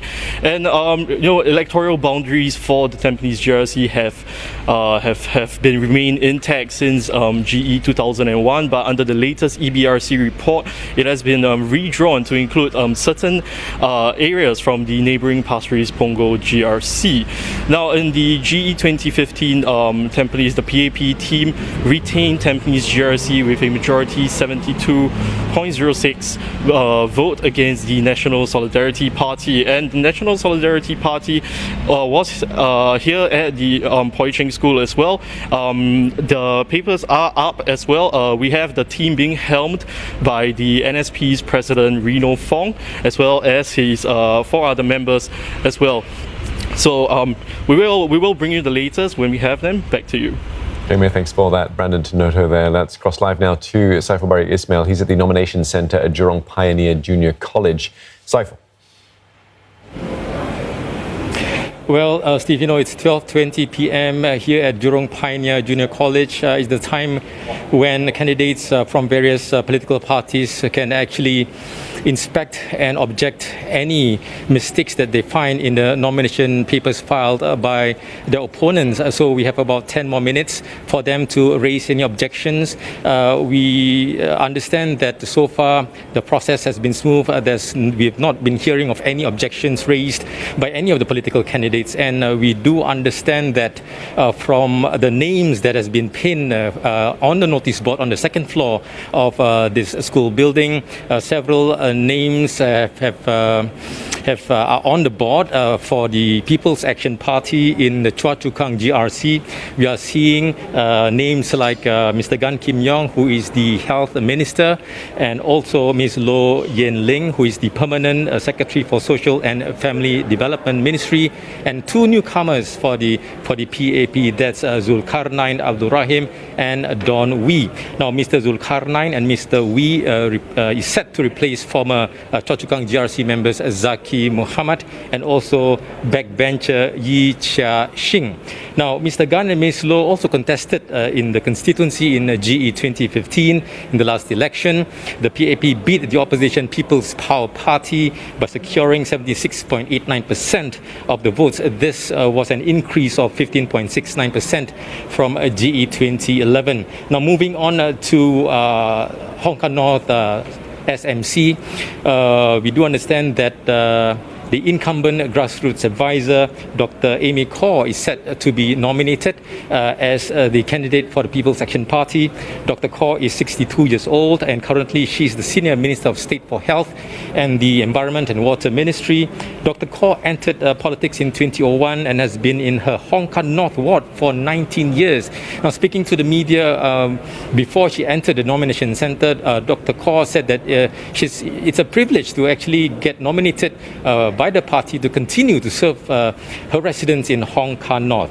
Now, moving on to Pioneer SMC, it is a surprise that Mr. Cedric Foo is not standing in for the PAP. He's being replaced possibly by Mr. Patrick Tay. Mr. Patrick Tay, who is 48 years old, is a former member of the West Coast GRC team.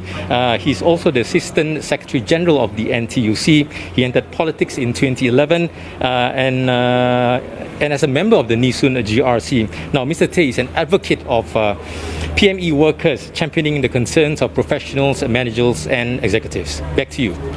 Okay, thanks very much for that, Saifur Ismail. Speaking to us from Jurong Pioneer Secondary School. Now, plenty of names, plenty of movement going on in these last few minutes. It's now 12:25. That means there's 5 minutes to go before we finally get things revealed. Parties have 5 minutes to contest any sort of mistakes they see in papers and submissions. Let's get the thoughts of our guest in studio, Gillian. Yeah. We've just seen a sort of a flurry of reports coming in just then. What stood out for you? Perhaps we can start with Tampines, now that we know for sure that Heng Swee Keat is no longer sort of the anchor minister there. Yeah, well, that was what we were looking for, whether he would shift, and clearly he's gone to East Coast. And I think that the story in East Coast is that the opposition Workers' Party will be held by Nicole Seah. You'll remember her from the 2011 election. So now we know that the battle is between the PAP's Heng Swee Keat, who is former Deputy Prime Minister before Parliament was dissolved, and Nicole Seah, whom we thought would go to Marine Parade. Well, Gillian, let me get your insight into that, specifically into the team that the Workers' Party are fielding in East Coast. We expected it to be, a tough fight. Yeah. Back in 2015, we were already expecting East Coast to be tough. Yes. It was they had their hopes. Yes. The Workers' Party. Yes. Now we've got Terence Tan as well on this team. He's well known in the Workers' Party in terms of the work that he's done. Back in 2015, of course, he contested in Marine Parade for the Workers' Party.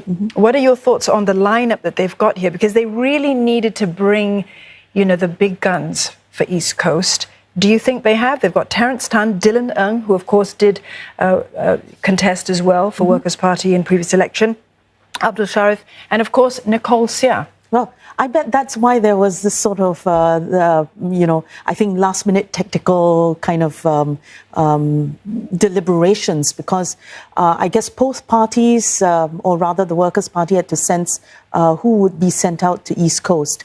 And so what they did probably was to divide all the talent outside of the A team from Aljunied, between Marine Parade and East Coast. So what you've seen is the second rung of former NC MPs being fielded in Marine Parade. So with, it's a team that's clearly going to be headed up by Yi Zhen Zhong. And then a team that's not had the NC MP experience, out to East Coast. So they're not sort of, in a way, wasting the people who have already some national profile. I think the biggest shift was the fact that the Workers' Party had 3 big guns stand down, right? So there was a need to kind of renew the ranks and then get the next rung up. So with Mr. Lau Tia Kiang standing down, Peng Eng Huat from Hougang, and then Chen Shao Mao, there was a need to bring in the next lot, Leon Pereira, and Leon Pereira and Gerald Giam, to our unit. So we thought those 2 individuals might be retained in East Coast.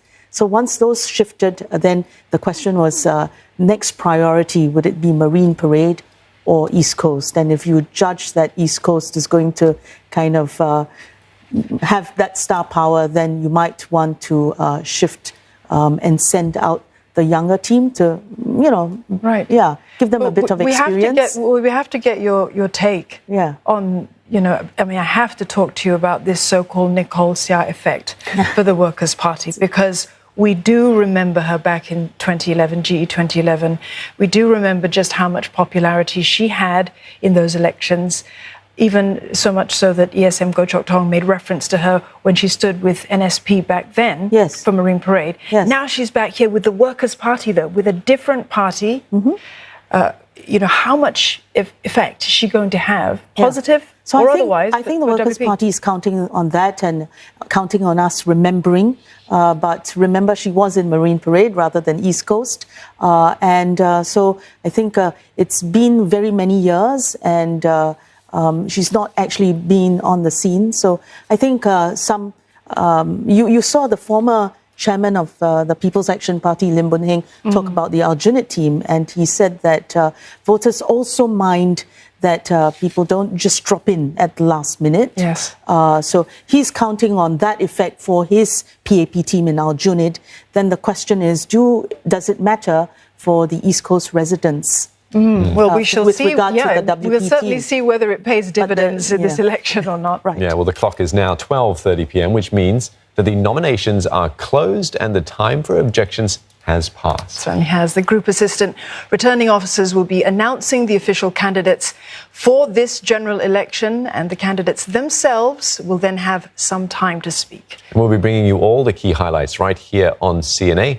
And we'll get some thoughts from Gillian before we get to that announcement, which we'll be bringing to you live when it happens. Gillian, your thoughts from what we've seen this morning of how sort of the different parties have sort of positioned themselves with regard, we'll start with the PAP first perhaps, and sort of see how they've sort of almost countered, is that the right word, or anticipated where some of the opposition parties might be going? Well, remember, they're the incumbents. And, to some extent, they'll know what are the population shifts, what's going to be the changes in the boundaries. And so I think they would have expected what West Coast was going to be like, and they know their personnel, who's going to be standing down and who, therefore, needs to succeed. So I think on the PAP side, you see that leadership renewal, that there was spare capacity in terms of ministers in quite a few GRCs. So we saw that in Jurong GRC, and now they've sent out Desmond Lee to West Coast to take over from a minister standing down. And we didn't know if that would happen, but that's happened. And then we saw that there was spare capacity in Tampines. And you've seen the PAP then send out the heaviest hitter of the 4G cohort to East Coast and say to East Coast voters, you matter to us. I think so. That's very clear. And then you see the Workers' Party, who's sort of fielding fewer candidates this time around, see some of their heavyweights stand down. So they too are in process of renewal. And I think that the pecking orders like this, first the A team and the younger set who have been being built up, set sort of there to anchor Aljunied. Then you see the next rung in Marine Parade, and Marine Parade saw on the PAP side the standing down of Goh Chok Tong. So there's renewal there. And so you have a little bit more of not quite balanced, because, there's a little more evenness in that sense. You have Edwin Tong and Tan Chuan Jin helming Marine Parade, and, Goh Chok Tong's successor, right? He's handed the baton to Dr. Tan See Leng, who's recognized as, one of the heavyweight guys among the new slate of PAP candidates. So you see WP going Aljunied and Hougang with Dennis Tan, and then Marine Parade, and then the newbies are sent to East Coast. Yeah. So the pecking order seems to be that way for WP. Now, the key thing are the changes in SDP. They're very, very surprising, because in the run-up to nomination day, we thought that Paul Tambaya would be leading that team in Holland Bukit Timah, a known entity, but that's been swapped over with Tan Chi Se, who's returning to SDP. So, and then now we have a somewhat interesting play with Paul Tambaya heading one SMC and Chee Soon Juan heading another. They really have to, pull themselves together and really present themselves just single candidates. And I think that would be really just a test of whether they themselves as leaders are acceptable to the voters there versus very strong incumbents. Yeah, you mentioned renewal for both the WP and the PAP. Yes. The PAP have actually introduced 27 new faces for this slate of potential candidates. Yes. This is an inevitability of sorts, but it does seem like this particular election is seeing a more emphasis on it, I suppose, with the emphasis of 4G leaders also taking the helm is also symbolic of that. Yeah, I think so. I mean, first off, we always expect the PAP, they say, to renew about a third of the list, right? They go in with for every election. But you see, if we believe that the 4G leaders are very much in charge of the campaign, the selection of the candidates, then and really that Heng Swee Keat as first Assistant Secretary General, really waiting to take over the party, then if he had also quite a decisive pull on who are the candidates, then let's look at the PAP candidates. Very many of them, 17 out of the 27, more than half, are from the military and the public sector. Of course, they're kind of programmed for public service, really. But you see that many of them also have a couple of things. First, they talk about how they have humble beginnings, but made good. Second, that even those who were in the public service and the military have had time on the ground, either as community leaders or as people who've had to work within the community, so that they are a little more multidimensional than just, in very controlled bureaucratic settings. So you've seen that Heng Swee Keat sort of trying to say, I'm the leader who believes that Singapore still is able to be that land of opportunities, and my candidates personify that Singapore dream come true. And secondly, that we're not just picking candidates who will go with just the head, but we recognize that they must have time on the ground.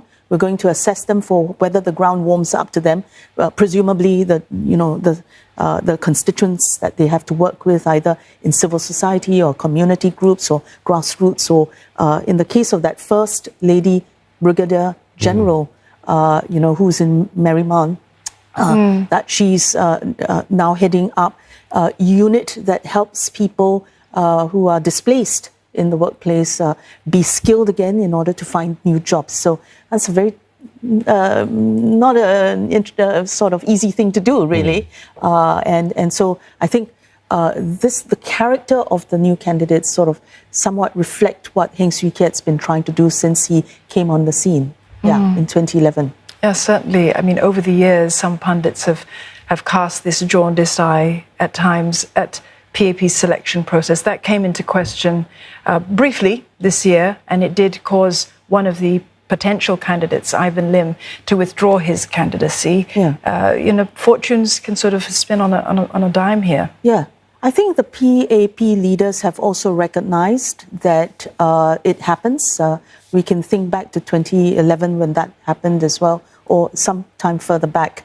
But I think that what it is when you first introduce the candidates, and now in the era of social media, and we're talking about this being really the internet election that we've been waiting for, then there's every chance that people who've had some interaction with you are going to share, if you're a candidate, share with the rest of the public what has been your experience with him or her. And then I think some factual issues have to be set out clearly as well, as we saw with the candidate Ng Ling Ling, whether she had actually started out the Social Service Training Institute, and she's clarified that what she meant was that she was part of a pioneering team. So I think it's very important to be cognizant that if you are stumping for the incumbent political party, I mean, that is just the burden you must bear. And I think that's what they need to do.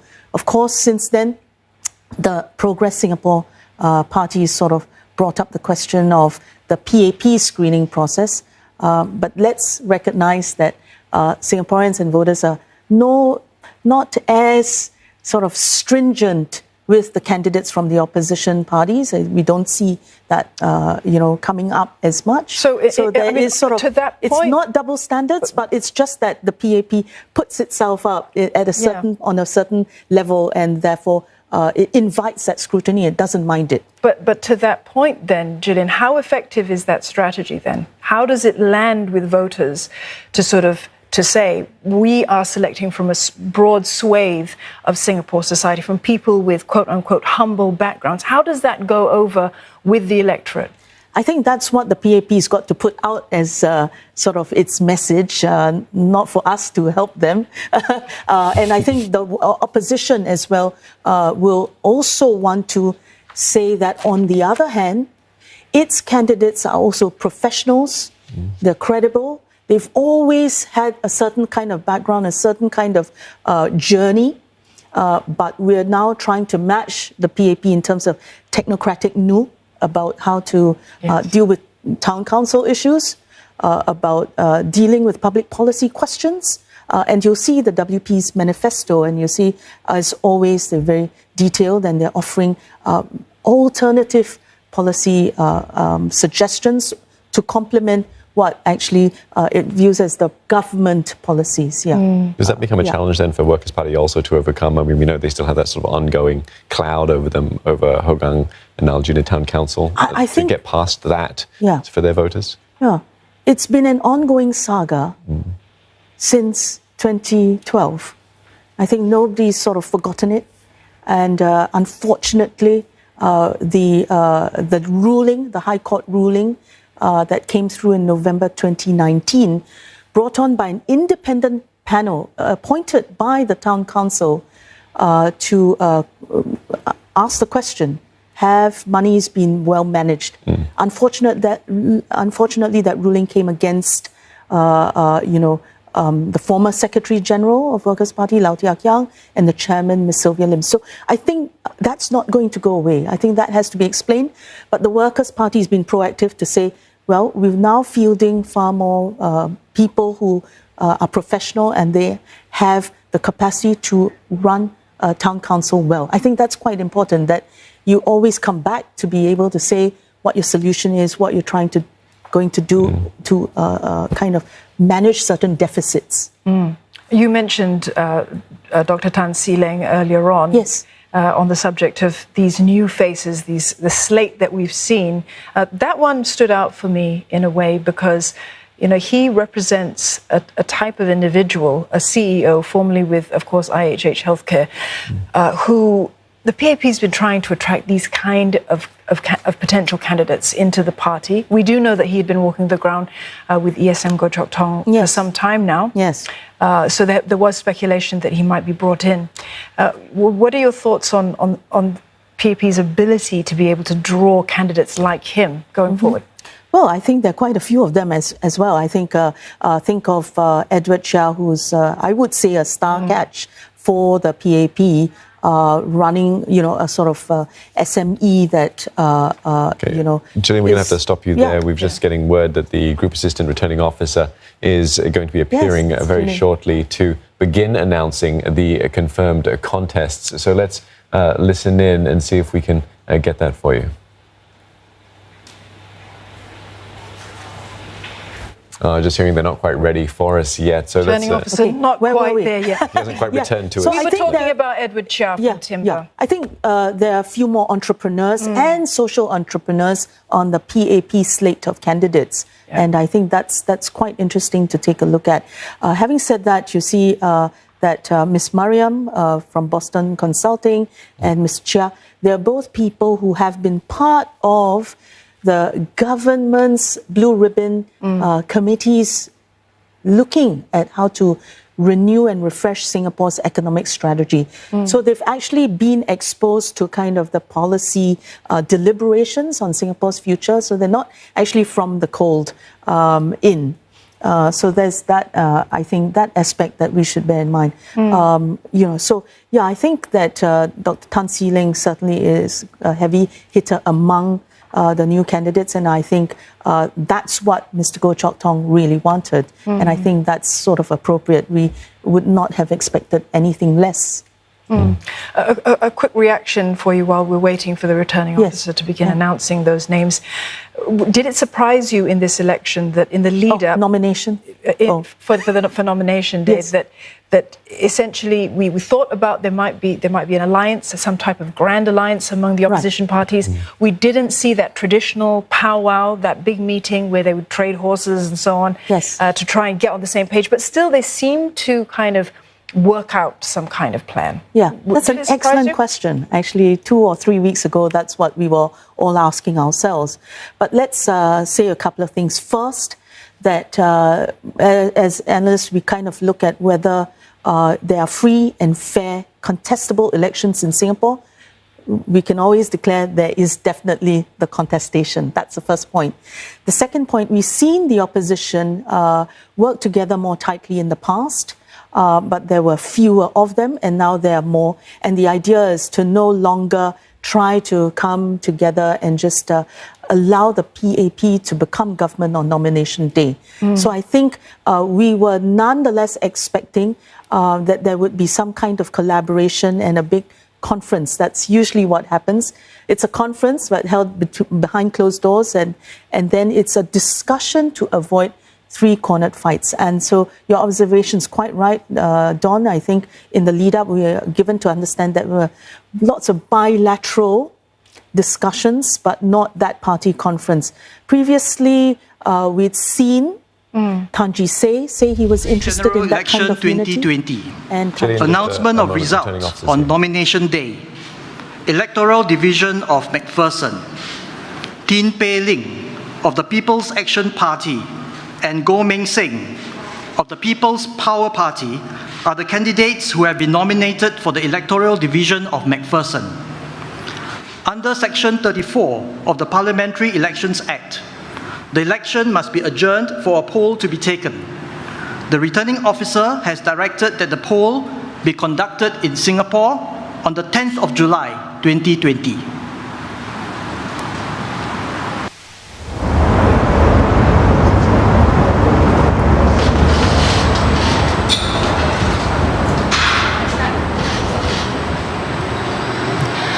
Dearest voters of McPherson, I have served steadfastly for you in Parliament and in McPherson, caring for you and rejuvenating our estate, our home. This election is about your lives, your jobs, your future, and about who has the best ability to help you through this difficult time. Please let me serve you. At McPherson, I care. Please vote for me, Tin Pei Ling. 亲爱的麦波生选民，我在过去的10年里，一直的不懈的为您在国会里发声，争取你的利益，为你在麦波生区里为你服务。我希望可以继续的为你服务。这次大选是有关你的工作、你的生命，还有你的未来。请让我继续与你同行，请支持我，投票给我陈佩玲。谢谢大家。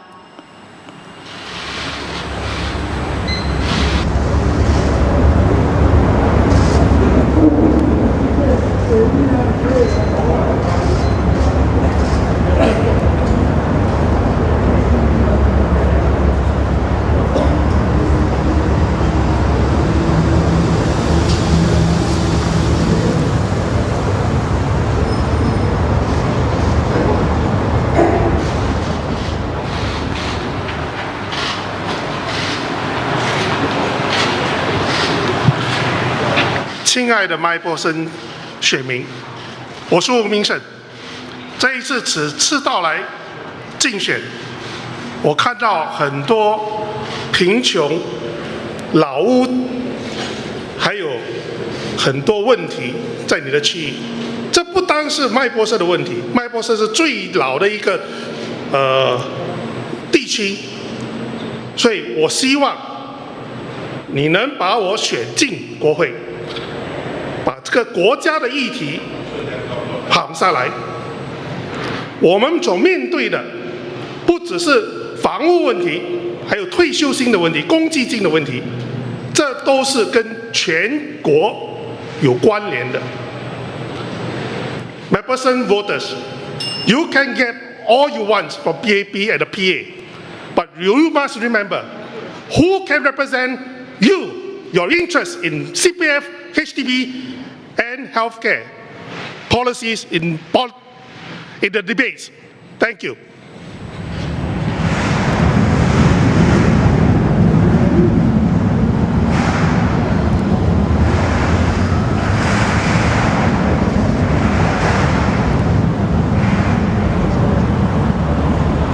Parliamentary General Election 2020. Announcement of result on nomination day for the Electoral Division of Marymount. Gan Xiao Huang of the People's Action Party and Ang Yong Guan of the Progress Singapore Party are the candidates who have been nominated for the Electoral Division of Marymount. Under Section 34 of the Parliamentary Elections Act, the election must be adjourned for a poll to be taken. The returning officer has directed that the poll be conducted in Singapore on 10th July 2020. The PAP candidate.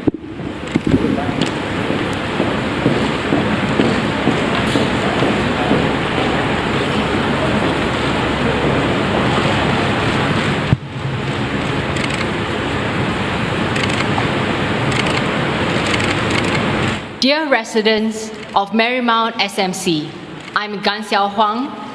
Thank you for your support.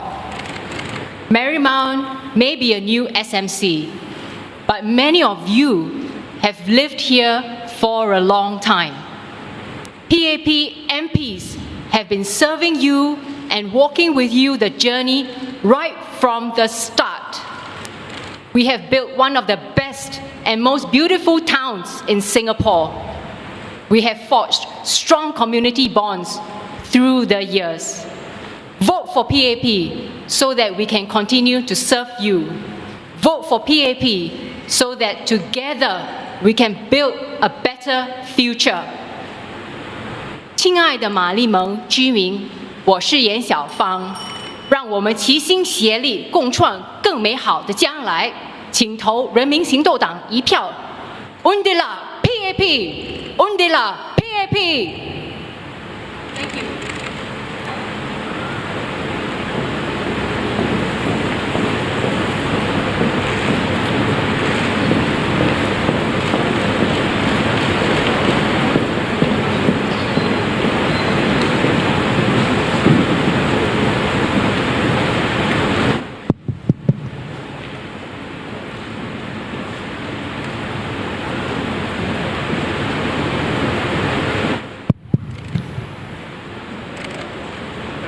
Dear fellow Singaporeans and voters of Marymount, I am Dr. Ang Yong Guan.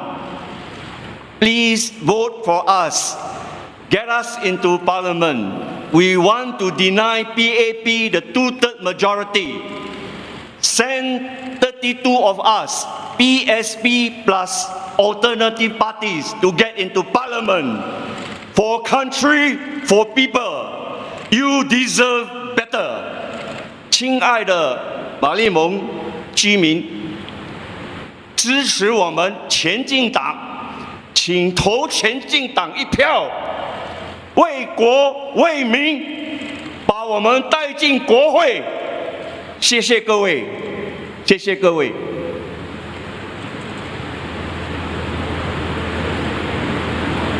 It must be adjourned for the returning officer has directed that the poll be conducted in Singapore on 10 July 2020. May I invite the PAP candidate?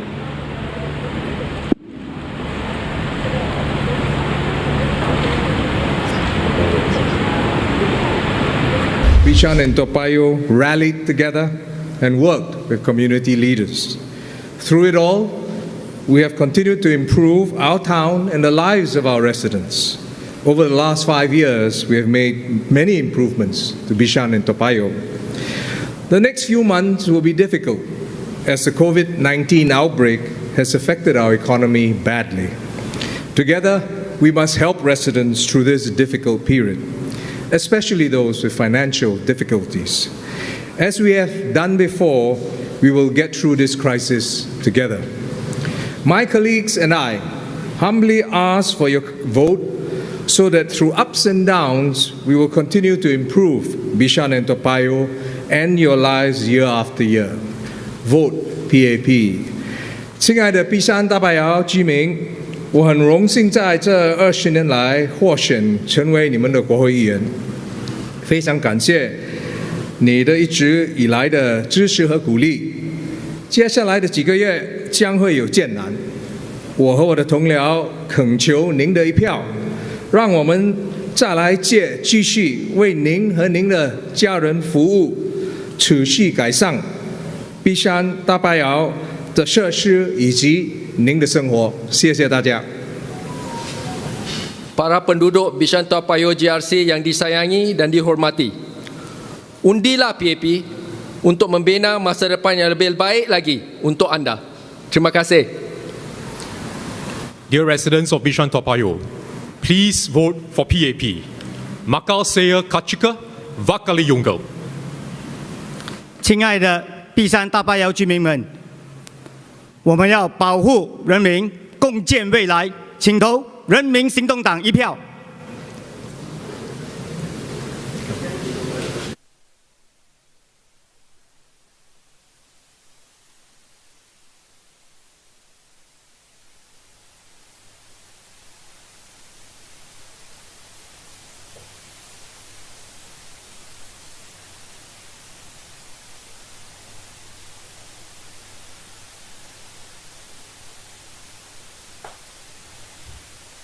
Now we're waiting for the SPP.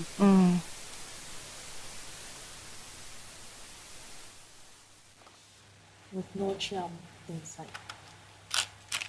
Right? Steve Chiala.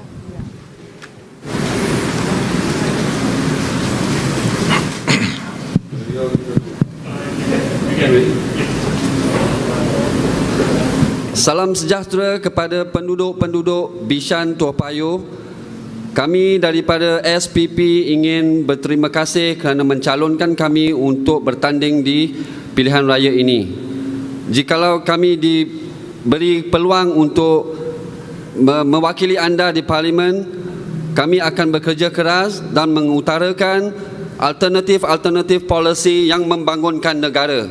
Undilah Singapura, Parti Rakyat Singapura. Residents of Bishan Toa Payoh GRC, we thank you for your support during our walkabout. We promise that we will fight for you and we will make it a good fight with the People's Action Party. Let us debate on policies for you.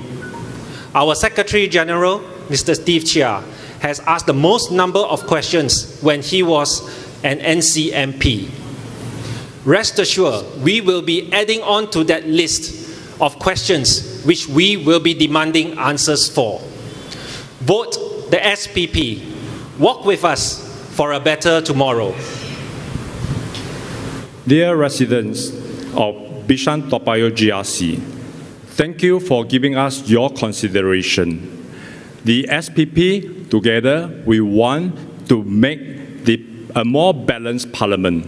We want more accountability in parliament.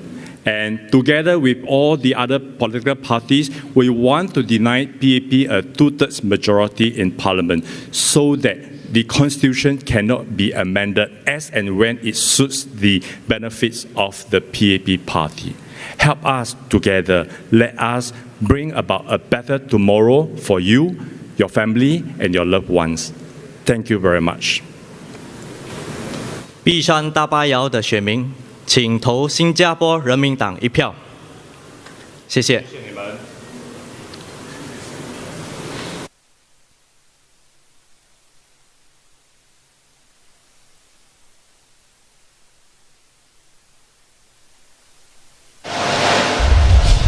Parliamentary General Election 2020.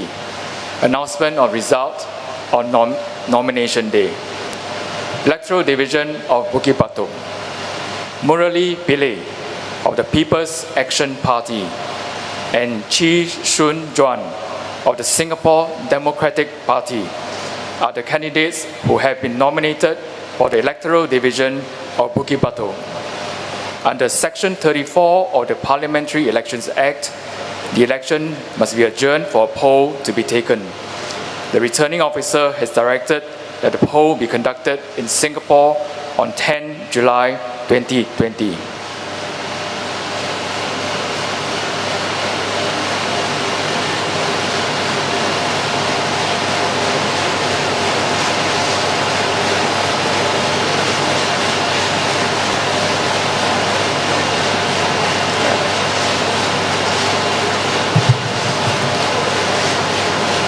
亲爱的Bukit Batok居民，大家好。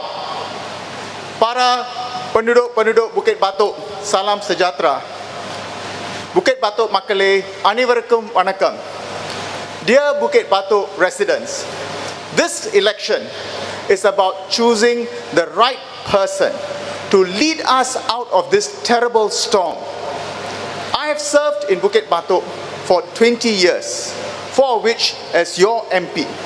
I will present to you my manifesto, which contains plans to help less fortunate families affected by the pandemic and more. The objective is to make Bukit Batok a stronger community with a brighter future. Please vote PAP. Please vote for me, Murali Pillay. Thank you.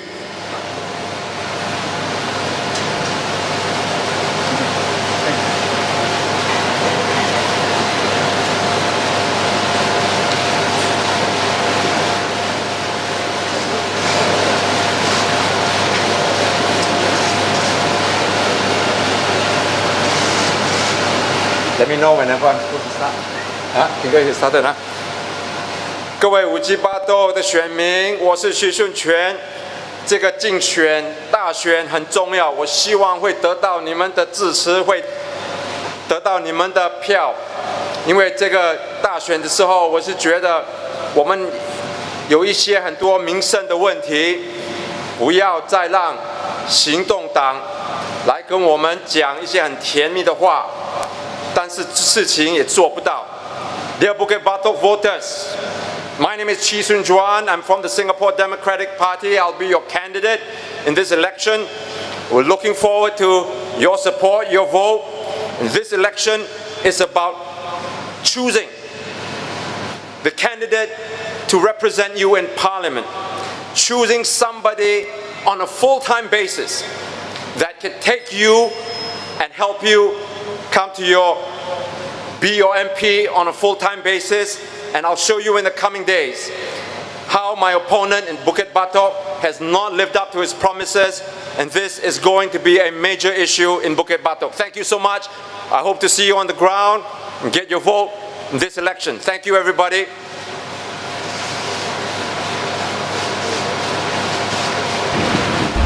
Parliamentary General Elections 2020, announcement of result on nomination day, Electoral Division of Aljunied. Victor Lai Tiam Fat, Alex Yeo Sheng Chai, Samsu Kamal bin Muhammad Razali, Chan Hui Yi, and Chua Eng Leong of the People's Action Party, and Pritam Singh, Sylvia Lim, Muhammad Faisal bin Abdul Manap, Leon Pereira, and Gerald Giam Yen Song of the Workers' Party are the groups of candidates that have been nominated for the Electoral Division of Aljunied. Under Section 34 of the Parliamentary Elections Act, the election must be adjourned for a poll to be taken. The returning officer has directed that the poll be conducted in Singapore on 10 July 2020. The candidates from PAP, please.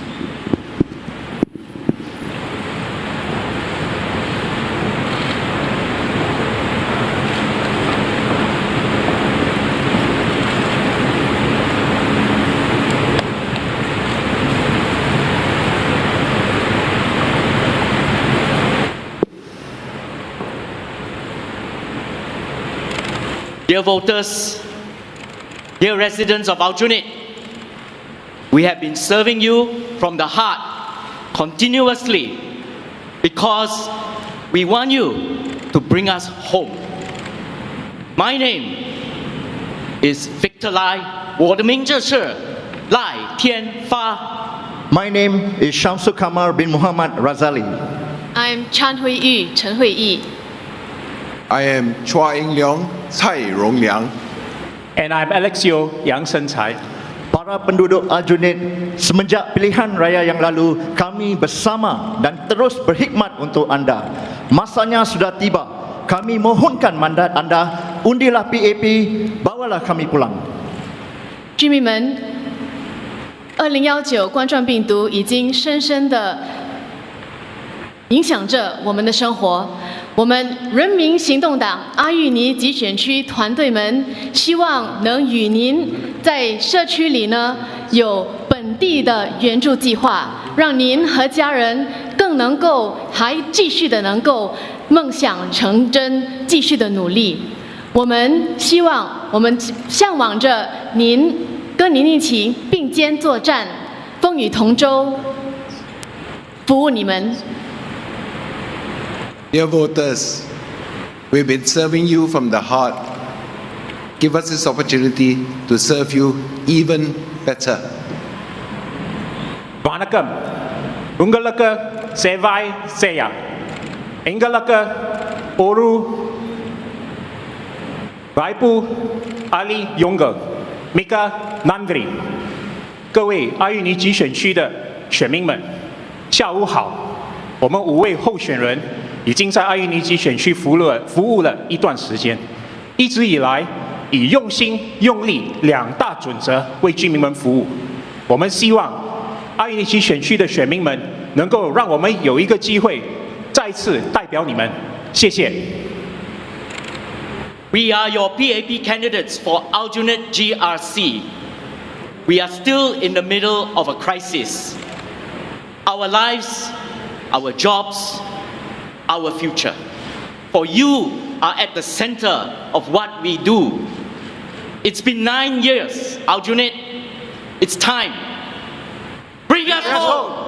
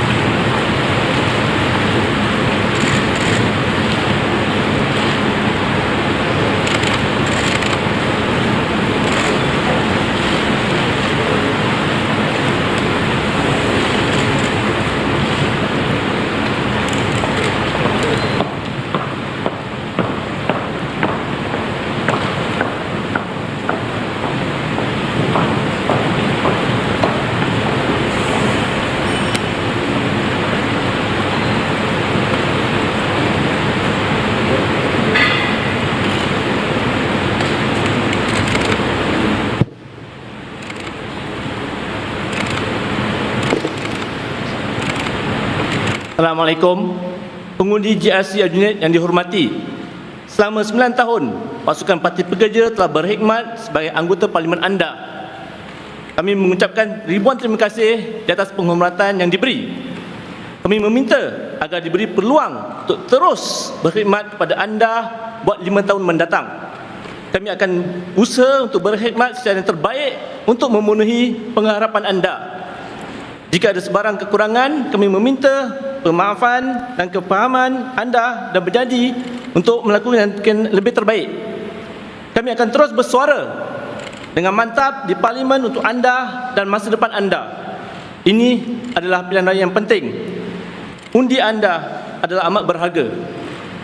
Manfaatkan undi anda, undilah Parti Pekerja. 亲爱的阿育尼集选区选民，非常感谢你们过去9年里对工人党的信任与支持，也很荣幸能成为你们在国会的代言人。接下来的5年，我们会继续努力为你们服务。在争取民权，谋求福利，从而改善大家的生活，让新加坡成为更美好的家园。这次关键性的大选，请把你神圣的一票投给工人党，让您的一票成就未来。Voters of Aljunied GRC, for the last 9 years, the Workers' Party team has served as your members of parliament. It has been an honor and a privilege for us to have done so. We have put our hearts and our minds to serve you in parliament, in the constituency, and in the town council, no matter what the challenge or what the obstacle. We ask that you vote for us so that we can continue to serve you. We will strive to meet your expectations. If we have fallen short, we ask for your understanding and will strive to do better. The Workers' Party will fight for you, the future of Singapore, and our fellow Singaporeans in Parliament. Your vote on polling day is crucial. Make your vote count. Vote for the Workers' Party. Thank you.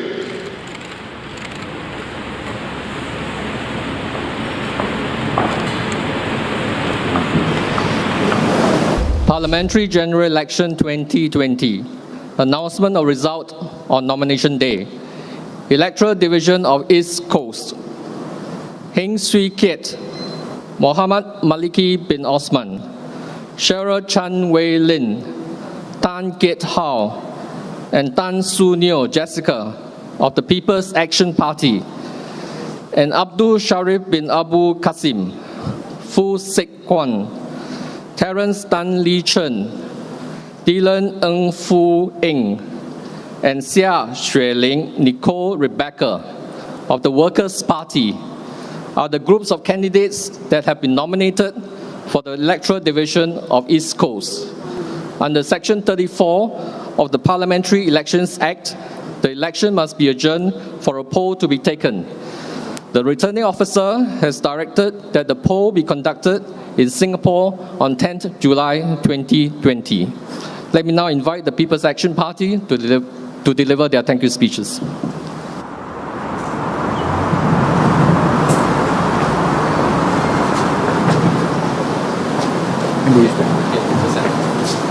When do you start? You let us know when you start. Okay, so can start. No, stand away. Stand away. So that we can see. Maintain the distance. Give a distance. Para pengundi GRC East Coast, saya Muhammad Maliki Osman. Pasukan kami dari PAP bersedia untuk terus berkhidmat untuk anda. Lebih-lebih lagi dalam kita mengharungi cabaran dan krisis yang kita hadapi sekarang ini. Undilah kami demi kehidupan kita, pekerjaan kita, dan masa depan kita. Terima kasih. Dear residents of East Coast, I'm Jessica Tan. I thank you for the support and privilege to serve you these last 14 years. I ask for your support to continue to serve you and your family. Together, we care for East Coast. Thank you. 东海岸居民，大家下午好，我是陈慧玲。在东海岸，关心您的福祉和忧虑，一直是我们主要的任务。我们会继续的努力，与你携手的创造一个温馨、更具有包容性的家园。Dear residents of East Coast GRC, I'm Kiat Hao. It will be my privilege to serve you. I hope to meet all of you soon. You see me coming around, please come up and say hi. Dear residents of East Coast GRC, first I want to thank you very much for your strong support to Mr. Lim Swee Se and the PAP team for serving all of you over these years. Now, I also want to thank my Tampines residents for first electing me into Parliament. Tampines is now helmed by Minister Masagos, and I have every confidence in him and the team. Now, COVID-19 has plunged the world into a period of profound uncertainty, into a major crisis on many fronts: healthcare, economy, social, and geopolitical. The People's Action Party has a plan to enable us to overcome this crisis, and has a plan to emerge stronger from this. So I look forward to the support of all Singaporeans for the People's Action Party. For our East Coast residents, we also have a plan for the East Coast. We have East Coast, Singapore, we have a Together at East Coast plan. We Care at East Coast. So we look forward to working closely together with our residents to enable the East Coast and the whole of Singapore to emerge from this stronger. So we humbly ask for your support, for your strong endorsement, so that the team can continue to serve you and serve fellow Singaporeans in the coming years. Okay. 亲爱的东海岸居民，谢谢你们这么多年。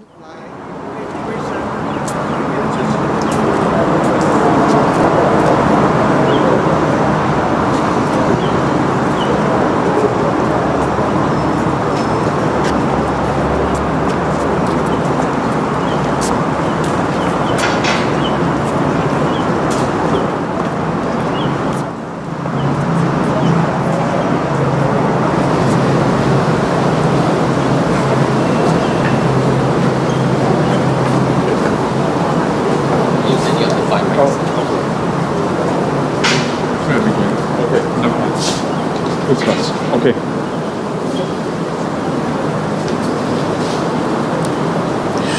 You can wave. Voters of East Coast GRC, my name is Nicole Seah, and we are so honored to be your candidates from the Workers' Party. The Workers' Party has been working very hard on the ground for you the last 5 years, and we will stand firm. We will remain courageous, and we will always offer all of you a vote for fairness and balance. Make your vote count. Vote the Workers' Party. Thank you. 亲爱的东海岸集选区的选民，大家好，我是福车冠，是你们的候选人之一。工人党在近几年里都马不停蹄地在东海岸活动，帮助居民走访选民。我们会继续成为你的声音，希望你将这一票投给工人党，让这一票成就你的未来。 Tuan-puan penduduk East Coast, nama saya Abdul Sharif Abu Kasim. Pilihlah parti yang akan lebih memahami dan merasakan apa yang anda merasakan. Manfaatkan undi anda.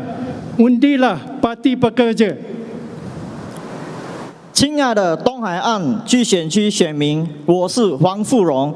新加坡百姓福利是新加坡政府的责任，生活费高，负担重。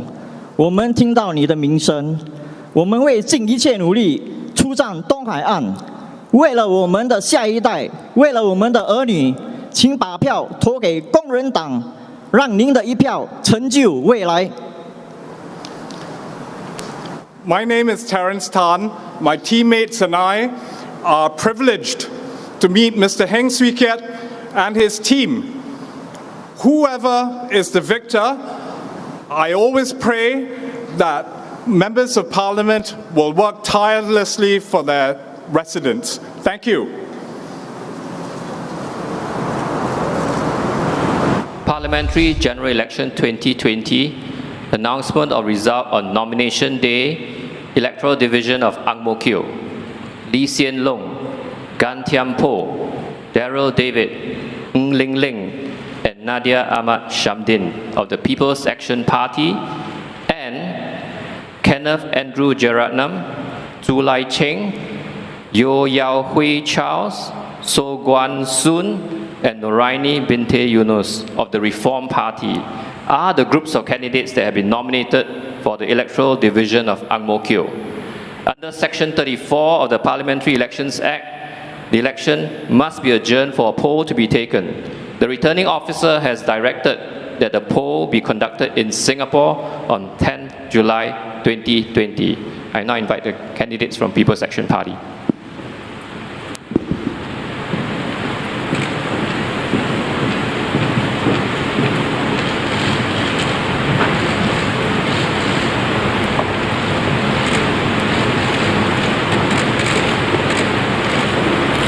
Dear voters of Ang Mo Kio GRC, I'm honored to be standing as a candidate again for Ang Mo Kio GRC together with my PAP colleagues on my GRC team. Thank you for supporting me and my team in Ang Mo Kio, looking after you for many years. Please vote for the PAP Ang Mo Kio team again this time, so that we can work together and make Ang Mo Kio the best place for all our residents to live, work and play. Thank you very much. 各位亲爱的红毛桥选民，谢谢您给我和我的团队多年来的支持，让人民行动党的议员能够代表你们，照顾你们，把红毛桥办得更好，把你们的生活办得更完善。这一次，我再一次带领行动党的团队在红毛桥竞选，请投人民行动党一票，让我们能够改善我们的市政，同时改善大家的生活，把新加坡办得更好。谢谢大家。Para pengundi di Ang Mo Kio, undilah PAP, memberi kami satu peluang untuk terus berkhidmat kepada para penduduk di Ang Mo Kio. Dear residents, supporters and friends, thank you for letting us walk this journey with you. Please vote our team so that we may continue to do so. 首先让我感谢我们尊敬的对手，亲爱的红毛桥居民们，我们都是一家人。希望你能再给我们委托与支持，并一起努力克服以及战胜疫情。谢谢。To our PAP party members, volunteers and supporters, thank you for all your hard work. We look forward to a good campaign together. And to our Ang Mo Kio GRC residents and voters, thank you for giving us this opportunity to serve you. Please support us, please vote for us, and continue to let us do the good work they have been doing for many years now. Vote PAP. 亲爱的红毛桥集选区选民们，谢谢你们一直以来的信任支持，请继续投票支持人民行动党，让我们为你服务，一起克服挑战，一起共创家园。Undilah PAP untuk menjamin kesehatan kita, kehidupan kita dan masa depan kita. 请投人民行动党一票，让我们守护生命，保障工作，共创未来。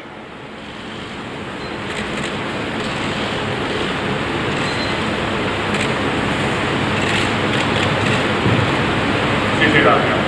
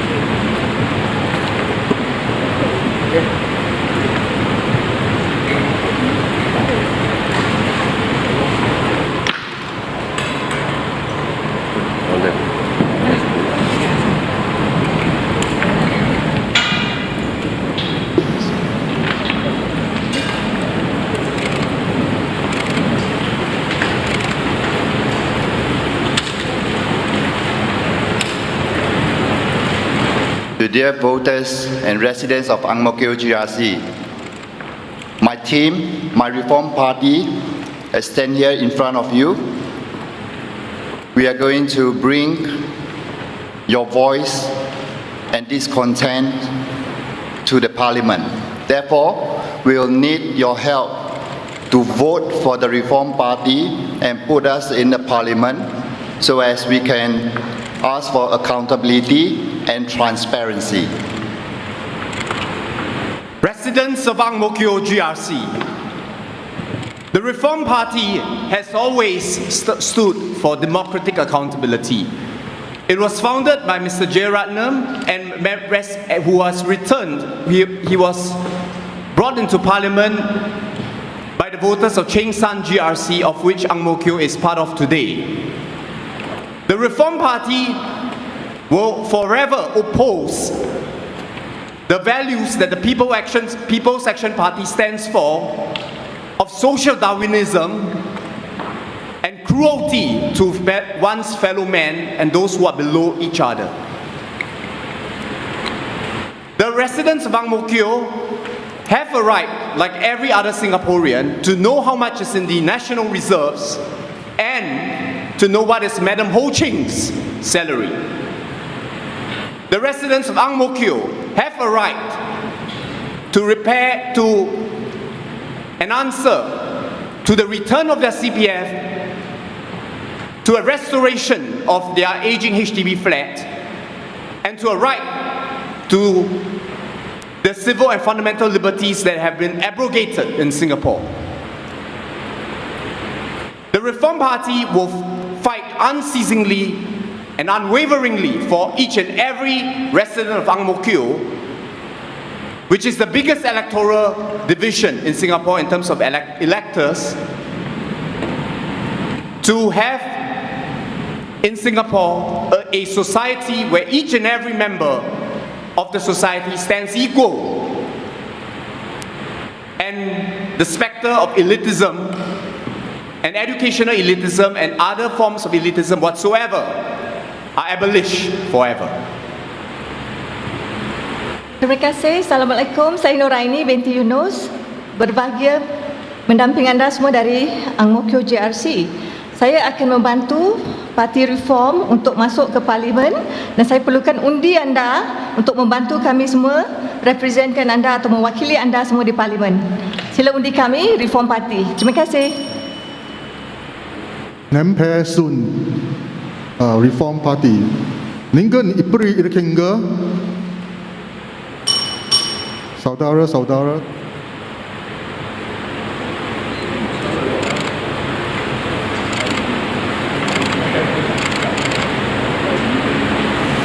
Parliamentary General Election 2020. Announcement of result on nomination day. Electoral Division of Tanjong Pagar. Indrani Turai Raja, Chan Chun Sing, Joan Pereira, Eric Chua Swee Leong, and Alvin Tan Sheng Hui of the People's Action Party, and Chua Teck Leong Michael, Soon Jin Wei Terence, Harish Pillay, Abbas bin Kasmani, and Loh Wei Ling of the Progress Singapore Party are the groups of candidates that have been nominated for the Electoral Division of Tanjong Pagar. Under Section 34 of the Parliamentary Elections Act, the election must be adjourned for a poll to be taken. The returning officer has directed that the poll be conducted in Singapore on 10th July 2020.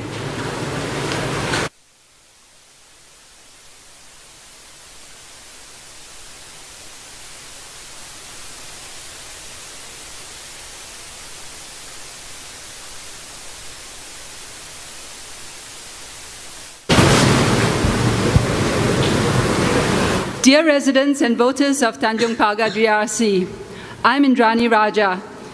You know our team. This is Chan Chun Sing, Joan Pereira, Eric Chua, Alvin Tan. We have been serving you for the last 5 years in different ways, and we come to you to ask you for the privilege of serving you again. We know you, and you know us. We know your children, your families, our senior citizens, our elderly, our hawkers, all the people who are part of Tanjong Pagar. And we will make sure that we look after you. We are facing the crisis of our generation, the storm of a century. Jobs will be affected, times will be difficult, but this thing that we promise you, this team from Tanjung Pagar will never let you down. We will always look out for you. We will work with you. Vote PAP for our lives, our jobs, our future. 亲爱的丹戎巴葛区选民，过去的60多年来，人民行动党与你们一起走过风风雨雨，风雨同舟，得到你们强而有力的委托，是我们的荣幸。在接下来的5年，我们的国家将面临着非常严峻的挑战，能不能度过这个难关，还得看我们能不能一起团结一致。我们的团队，人民行动党团队，希望在这次的大选能得到大家的再次的强而有力的委托，让我们携手的把大家的生活照顾好，把丹戎巴葛的一切照顾好，把新加坡的一切照顾好。我们会牢记李光耀先生曾告诉我们，我们从政就是要把新加坡照顾好，要把丹戎巴葛区照顾好，要把人民照顾好。这一点，我们的团队会牢记在心。我们一定会携手和大家一起度过这个最艰难的时刻，在我们的独立过程中前所未有的一个挑战。谢谢大家的支持，请投人民行动党1票。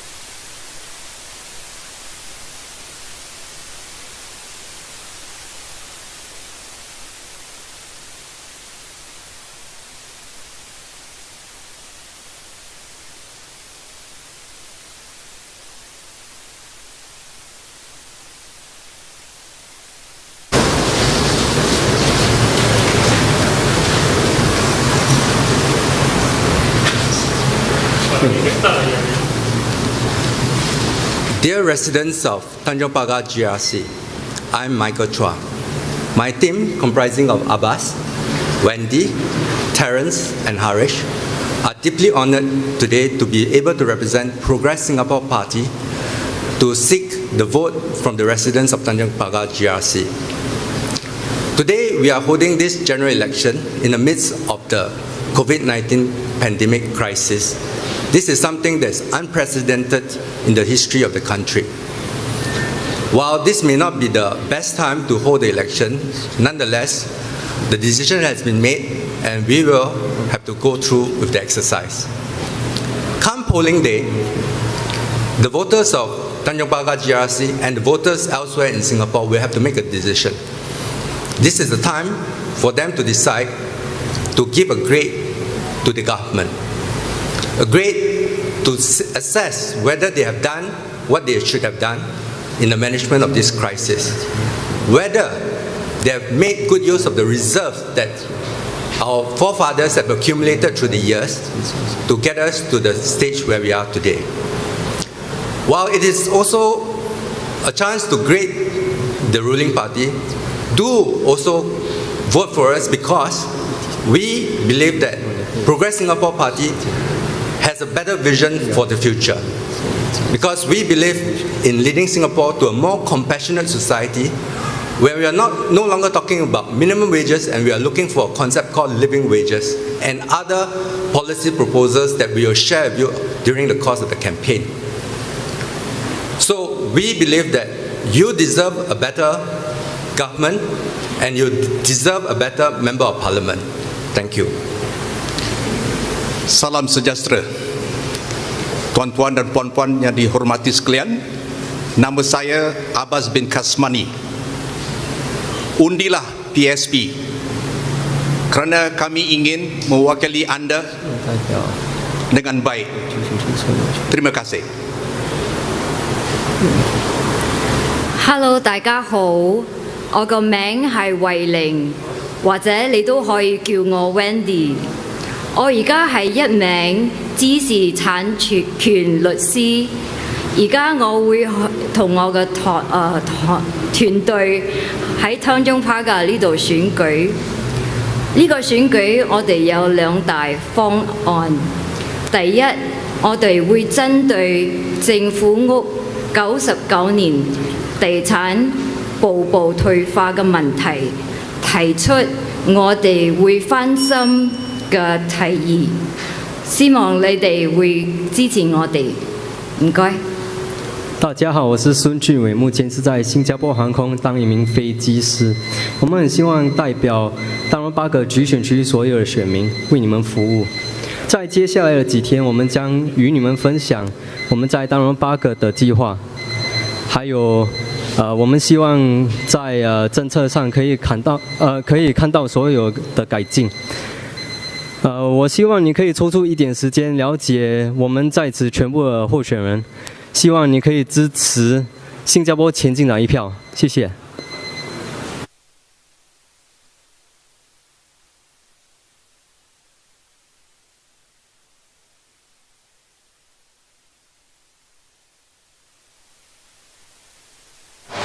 Parliamentary General Election 2020, announcement of results on nomination day. Electoral Division of Jurong, Tharman Shanmugaratnam, Tan Wu Meng, Rahayu binti Mazam, Huang Weizong Sean, and Xie Yaoquan of the People's Action Party, and Ravi Philemon, Liana Damira, Michelle Li Juan, Nicholas Tang, and Alec Tok of the Red Dog United are the groups of candidates that have been nominated for the Electoral Division of Jurong. Under Section 34 of the Parliamentary Elections Act, the election must be adjourned for a poll to be taken.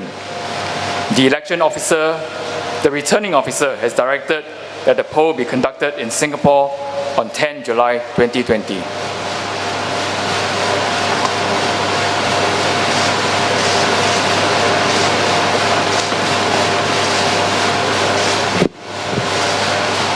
My dear residents of Jurong GRC, first let me say that the PAP team is very thankful that we have a contest in Jurong. We have a team that has been dedicated to Jurong for several years, each of us. Madam Rahayu and Dr. Tan for 5 years, Xie Yaoquan for 5 years, Sean Huang for 10 years, and myself for 19 years. And I really want to thank our residents for allowing us to serve all these years. And especially want to thank the residents, the many residents who've come forward to work with us to help others in need during these difficult times. I also want to compliment Mr. Desmond Lee and Mr. Ang Wei Ning for working in the Jurong team to build up the community over the last 10 years. Our work continues. There's a lot of work ahead. If we are elected, our first priority is to help all our residents see through this crisis. Anyone who's lost a job, anyone with kids who need looking after, anyone who has elderly parents who need care, helping our residents see through the crisis. But we also want to keep improving and building on what we have achieved over the years. Our work never stops to build a stronger and warmer Jurong community. Thank you very much. 大家好，首先我们想感谢玉朗的居民们这5年来的支持和友谊。我们团队里的每一位成员都在玉朗服务了多年，我们希望能够有机会继续为玉朗的居民们服务。前面的路将很艰辛，我们的承诺是，如果能有机会当选，我们将竭尽所能，与居民们共度难关，共创更美好的生活。谢谢。Terima kasih kepada penduduk Jurong yang telah menyokong kami, memberi kami peluang untuk berkhidmat pada anda dan membantu satu sama lain. Kami berterima kasih kepada semua kerana memberi sokongan itu dan kami ingin terus berkhidmat kepada penduduk Jurong, terutama sekali melalui masa-masa yang sukar ini. Jadi kami harap sekiranya kami dapat dipilih lagi, kami akan terus membina di atas usaha kami dan terus memperbaiki kehidupan penduduk di Jurong. Residents of Jurong GRC, thank you for your continued support.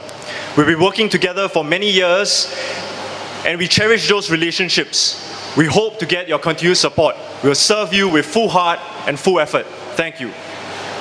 What makes Jurong special is the sense of community. Different backgrounds, different races looking out for one another. And with your support, if we're elected, we'll do our best to make Jurong even better, a more caring home for all. Thank you. Thank you. Thank you. Sorry you had to rush, but I took a bit longer.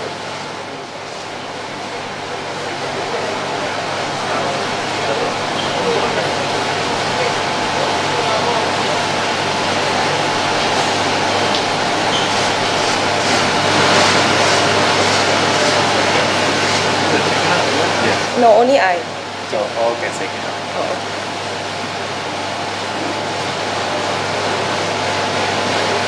Dear residents of Jurong GRC, we have been asked why Red Dot United has decided to field our team in Jurong this GE2020.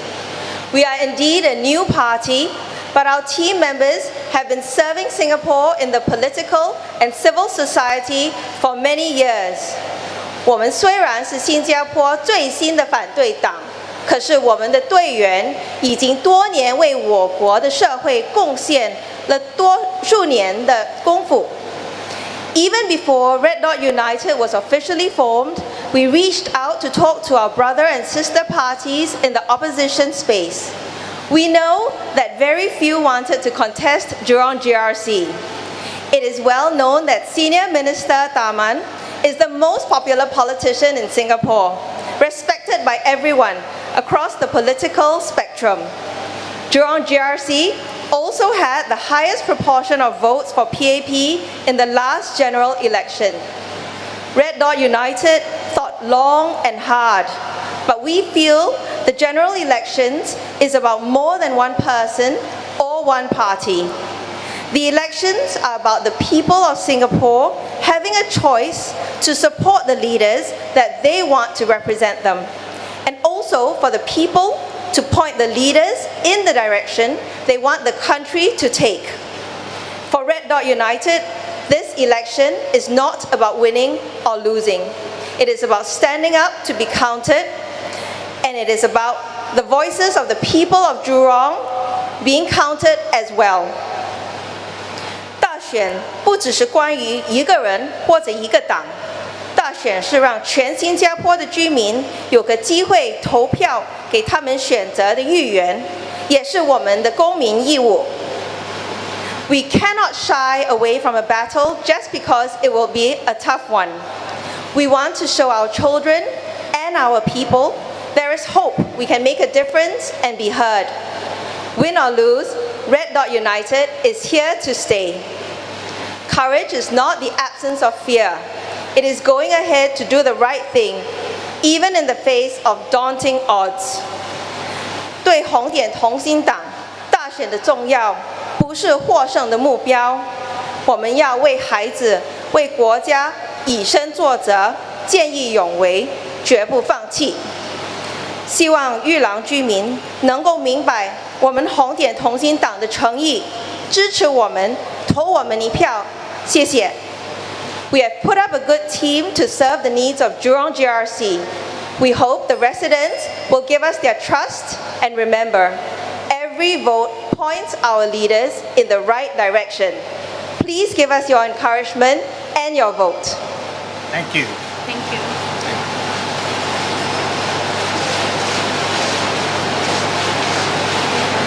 Parliamentary General Election 2020. Announcement of result on nomination day.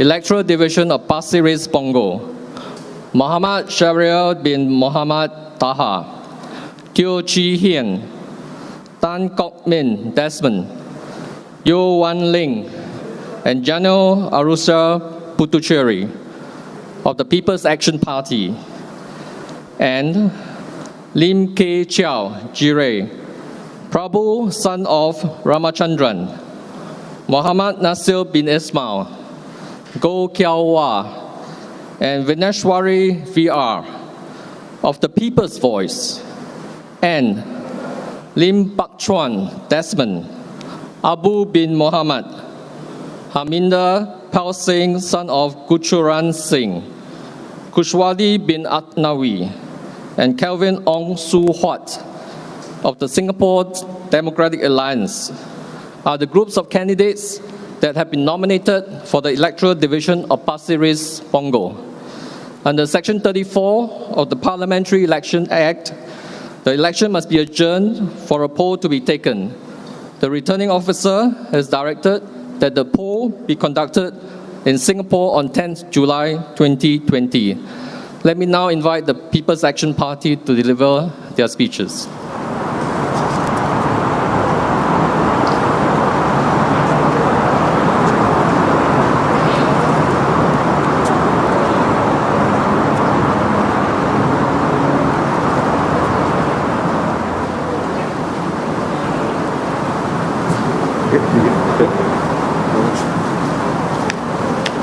Salam sejahtera. Para penduduk Pasir Ris Ponggol GRC, terima kasih atas sokongan anda selama ini. Kami sepasukan diketuai SM Teo bersedia untuk terus berkhidmat kepada anda untuk kehidupan kita, pekerjaan kita, dan masa hadapan kita. Undilah kami, undilah PAP. 亲爱的白沙榜儿选民们，我们今天站在这里，团结一致，希望能够得到您的信赖和支持。我们会努力地创造一个安居乐业的白沙榜儿，请投我们人民行动党一票，一起守护生命，保障工作，共创未来。 Para penduduk Pasir Ris Ponggol, terima kasih kepada anda untuk sokongan anda selama ini. Saya harap pasukan PAP kami boleh mendapat sokongan anda sekali lagi untuk berkhidmat untuk semua para penduduk Pasir Ris Ponggol. 亲爱的白沙榜儿的居民，感谢大家这多年来 给我们大力的支持，我希望行动党的团队能得到再次你们的大力支持跟信任，为您服务。Dear residents of Pasir Ris Ponggol, thank you for your support for the PAP team over so many years. We have seen your children grow and your grandchildren as well. We hope to continue to work with you in the years ahead. This COVID crisis is the most serious crisis that I've encountered in my 40 years of public service. We need a trusted and able government now so that we can see this crisis through together. Here in Pasir Ris Ponggol, we have assembled and offer you a diverse team with new energy and ideas and experience. I will be asking, with your support, Shahrial Taha and Desmond Tan to join me in Pasir Ris so that the three of us will look after our residents in Pasir Ris. And I will be asking, with your support, Yo Wan Ling and Dr. Janil, whom you know well, to serve our residents in Ponggol together with our colleague Sun Xueling in Ponggol West constituency so that we can develop Ponggol in an integrated way. And all of us promise to serve you for the future. Please vote for us. Thank you very much. Thank you.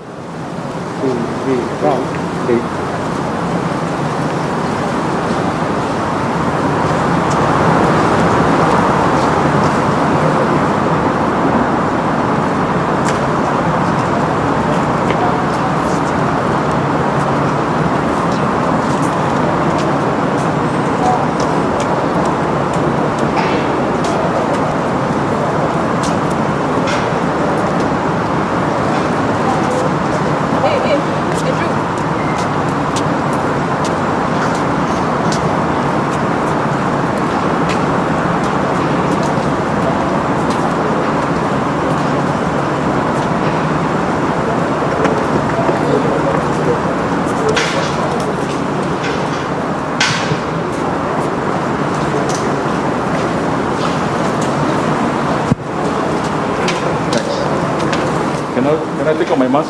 Yes.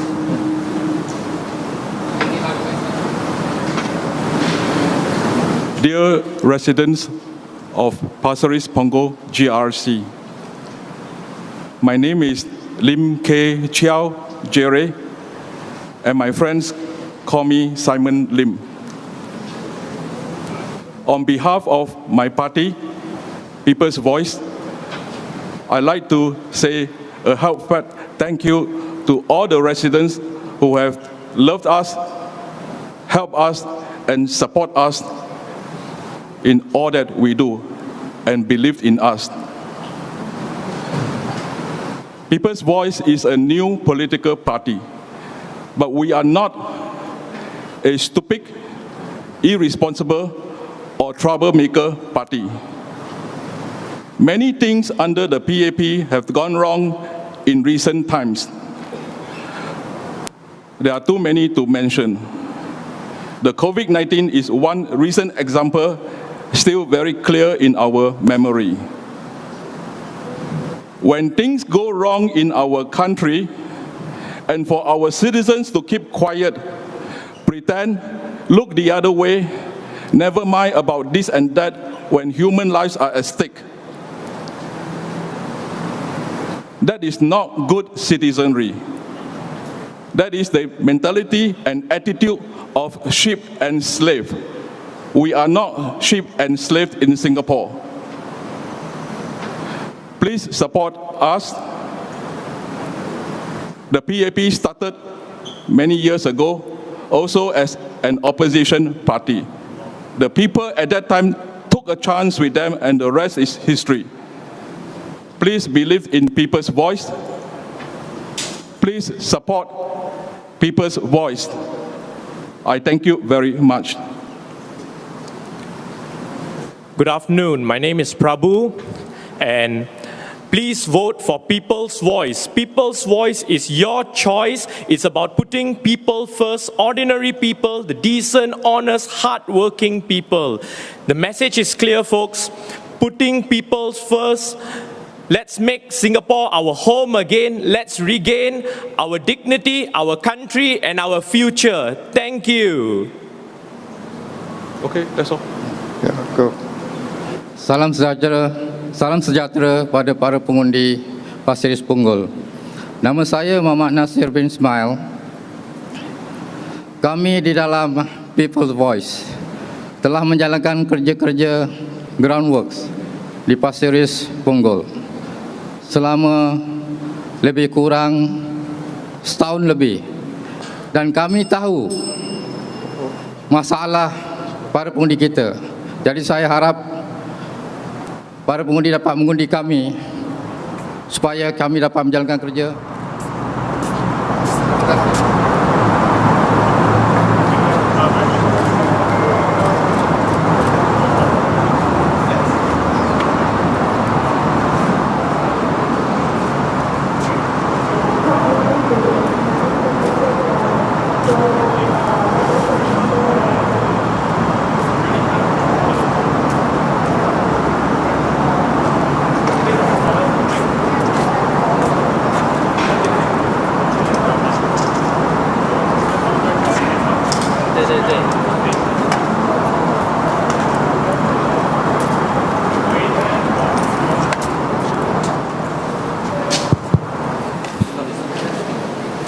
Adjust on your mic.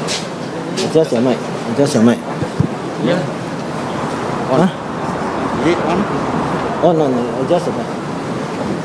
Adjust. Yeah. Okay. Adjust your That's mic. when you come center. That's when you come center. Very good. I speak first. Yes, please.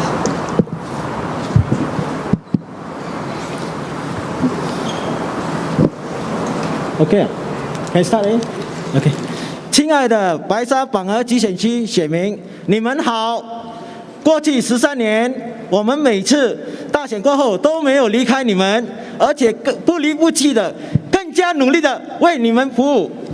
因为我们的党相信居民的利益永远摆在我们的之上，尤其是对年长者以及弱势的群体，过去5年来，我们在白沙反而集选区总共启动了7个免费的分饭服务站，提供给我们的年长者以及弱势群体，还有附近做工的打油工人以及保安跟扫地工人。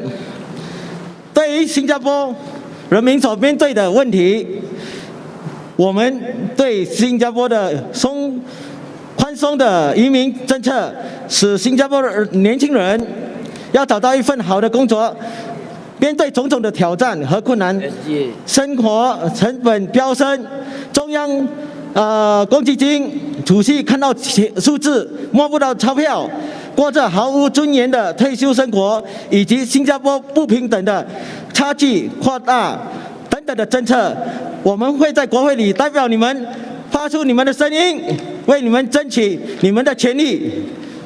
请摸摸你们的良心。自独立以来，至今55年，你们的生活水准有达到类似水平吗？还有，不要随意相信那些只会花言巧语，平时见不到踪影，大选来才出现的，并口口声声说要为你们争取福利的政客。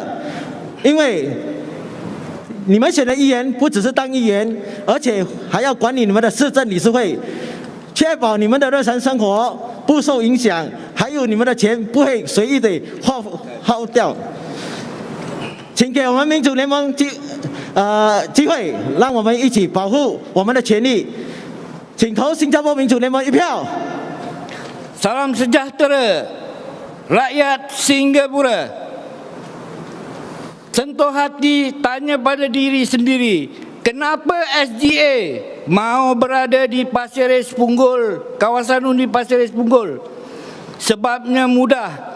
SGA sudah berada di Pasir Ris Punggol selama 13 tahun. Kita sudah berjalan bersama-sama, rumah ke rumah. Kita prihatin dan mendengar masalah-masalah keluhan masyarakat di sana. Jadi, itulah yang kami perlukan daripada kamu. Pasir Ris Punggol residents, thank you once again for your support. We look forward to your support in this general election. Vote for SGA.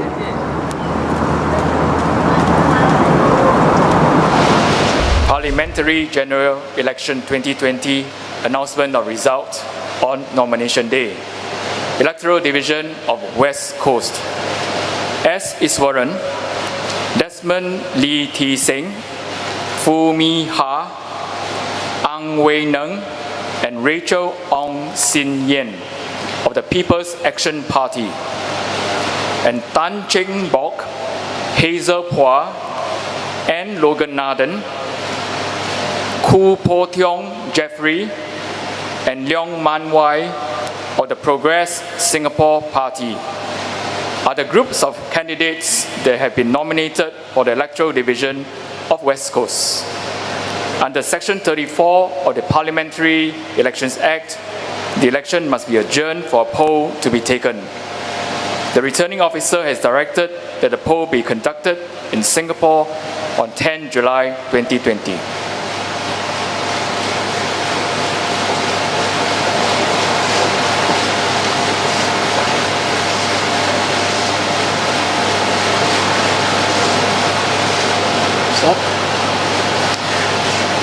Dear voters of West Coast GRC, we are your People's Action Party team.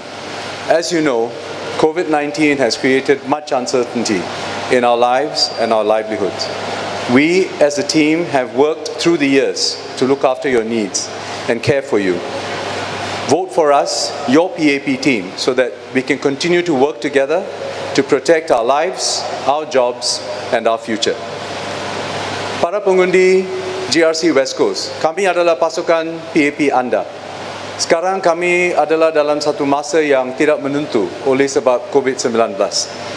Kami telah bekerja rapat dengan anda untuk meningkatkan kesejahteraan semua penduduk di GRC West Coast. Undilah kami, pasukan PAP anda, agar kami dapat melindungi kehidupan kita, pekerjaan kita dan masa depan kita. West coast குழு தொகுதி வாக்காளர்களே, நாங்கள் உங்கள் மக்கள் செயல் கட்சி குழுவினர். எங்களுக்கு உங்கள் வாக்களிக்குமாறு கேட்டுக்கொள்கிறோம்.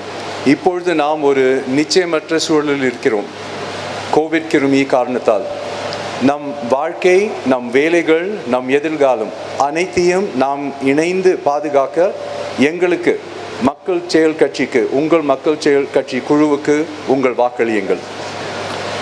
亲爱的西海岸基选区的选民，我们是人民行动党西海岸的团队。冠状疫情已经非常严重地影响了我们的生活和生计，所以我们希望得到您大而有力的支持，一起携手守护生命，保障工作，共创未来。谢谢。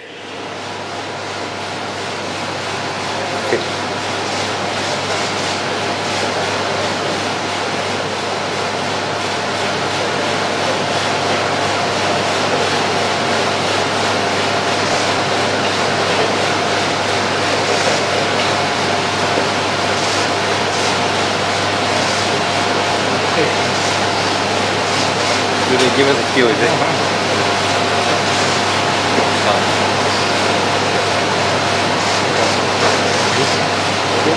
Can start? Can start. Okay.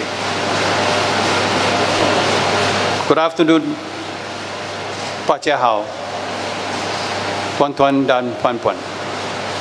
Dear voters of West Coast GRC, I am Dr. Tan Cheng Bok, leader of the Progress Singapore Party. I will be bringing a team of 4 people to come and serve you.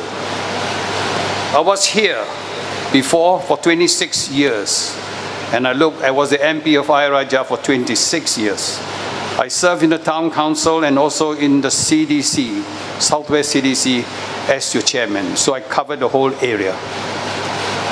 I am back because I feel things are not going on correctly. Because there's a lack of accountability, there's a lack of transparency, and a lot of lack of independence of appointments of senior people in the government.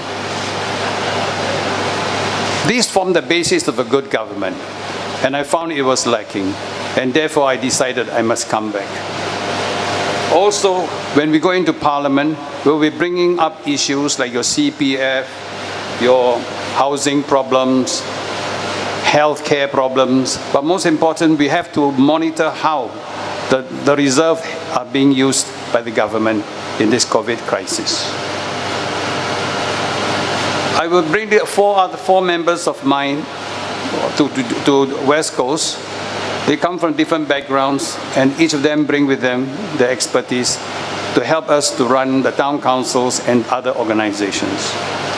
Let me also tell you the Singapore Progress Party will also be contesting in the GRC of Choa Chu Kang, Tanjong Pagar, Nisun, and the single constituency of Pioneer, Marymount, Kebun Baru, Hongkah North, and Yio Chu Kang. PSP candidates come from very different backgrounds, and they will bring with them the experiences and knowledge to serve you. We are one team, and we work as a team. So when you vote for one, remember, he is backed by a whole team. So please consider PSP, and also think carefully. You must vote us to give us a voice in Parliament. You deserve better. Vote PSP. Thank you. 午安，西海岸集选区的选民们，陈清木医生将带领4名候选人来为你们服务。他曾经在这里担任过亚裔拉惹的国会议员。如果我们进入国会，我们将提出就业、公积金、住房和保健的问题，还有高级官员的任命的独立性问题。请考虑投票给我们，因为你值得拥有更好。请投新加坡前进党，请记住我们的党徽。Okay. What happened? Parliamentary General Election 2020. Announcement of result on nomination day. Electoral Division of Jalan Besar. Josephine Teo, Heng Chi Hao, Denise Phua Lay Peng, and one result of the People's Action Party, and Leong Zi Hian, Lim Tien, Noor Aslan bin Sulaiman, and Fong Pang Cheng of the People's Voice are the groups of candidates that have been nominated for the Electoral Division of Jalan Besar. Under Section 34 of the Parliamentary Elections Act, the election must be adjourned for a poll to be taken. The returning officer has directed that a poll be conducted in Singapore on 10th July 2020.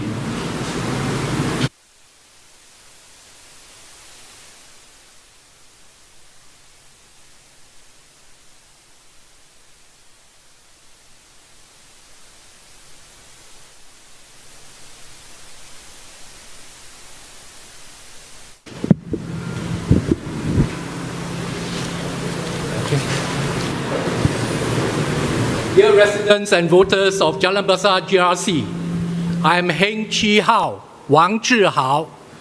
My team and I from the PAP ask for your strong support in these general elections. The PAP has been serving you all these years with sincerity and determination. We will want to improve your lives, improve your livelihoods, and build a better future for you and your family. We will walk this journey through the ups and downs with you. We will put all our hearts and all our energies to work for you. We will work hard for you. Please vote PAP. Thank you. Dear residents of Jalan Besar GRC, I am Denise Phua. Thank you for your past support. We pledge to serve you honestly, humbly, and sincerely, diligently. We pledge to deliver the promises that we make, just like we have delivered every master plan for Jalan Besar in the past. We sincerely care for you, and we want to make life better for you. Vote for us. 亲爱的居民们，谢谢您过来的支持。我们的团队诚恳的、诚实的、勤力的要为你做事，请投票支持我们人民行动党。 Para penduduk Jalan Besar GRC, terima kasih. Terima kasih kerana menyokong kami selama ini. Kini saya merayu agar anda menyokong kami sekali lagi, agar kami dapat bersama bergandeng bahu untuk menjadikan bandar ini bandar yang anda idamkan. Undilah PAP. 亲爱的惹兰乌沙集选区的居民们，我是杨立明 Josephine Teo， 衷心感谢你们多年来对人民行动党的支持和信任。我们希望再次得到您的委托，有机会继续为您服务。我们是诚实的团队，让我们一起和你打造一个充满活力和关爱的社区。请支持人民行动党 Majulah PAP Majulah Singapura Majulah PAP Majulah Singapura.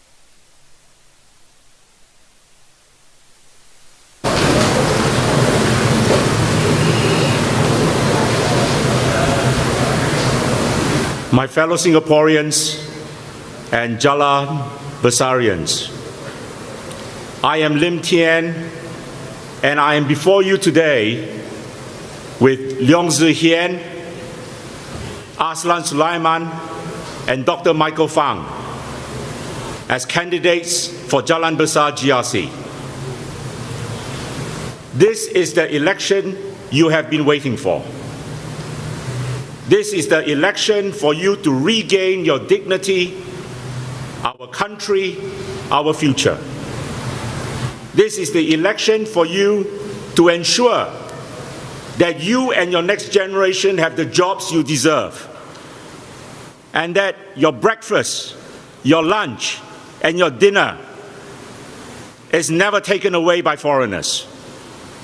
This is the election to wipe away the shame that our country has been tainted with, as being described as one of the greatest failures in the coronavirus saga, a failure that was caused by weak and inept leadership in our government. And this is the election for all of us to deliver a fairer and more prosperous society to the many and not just the privileged few. We come before you not asking for anything, but only asking for the chance to serve as your elected representatives in Parliament, so that we can push an agenda that will always put people first, and together make Singapore our home again. Majulah Singapura! Thank you.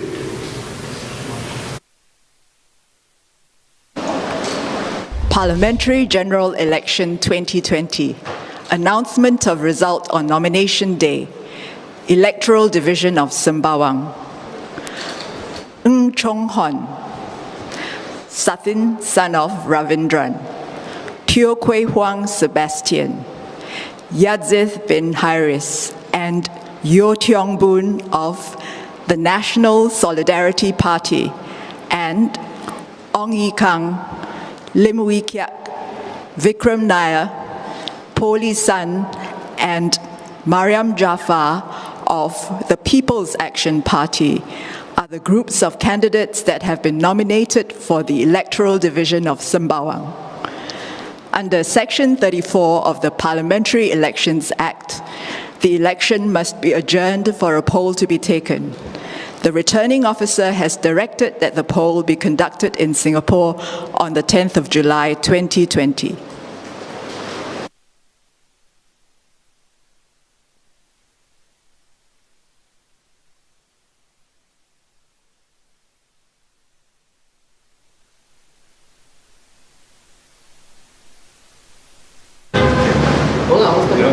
Which one have one?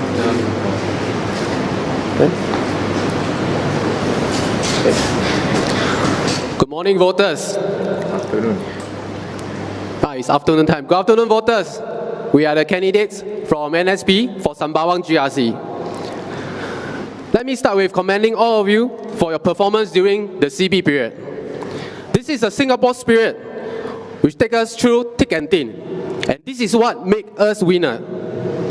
Now, the general election is upon us, and it is the best opportunity for us to choose a better and a stronger government to have your voices represented. Sembawang GRC voters, you may be thinking if you should cast your vote to NSP. Let me tell you, we are the voice in you that has been telling you all along, change is a must, and change is urgent. And the change is to vote NSP. And to all the Imperial troopers stationed outside this nomination center, be brave, embrace change for the better like Finn. So cast your fear away, and to do the next right thing, vote NSP. Thank you.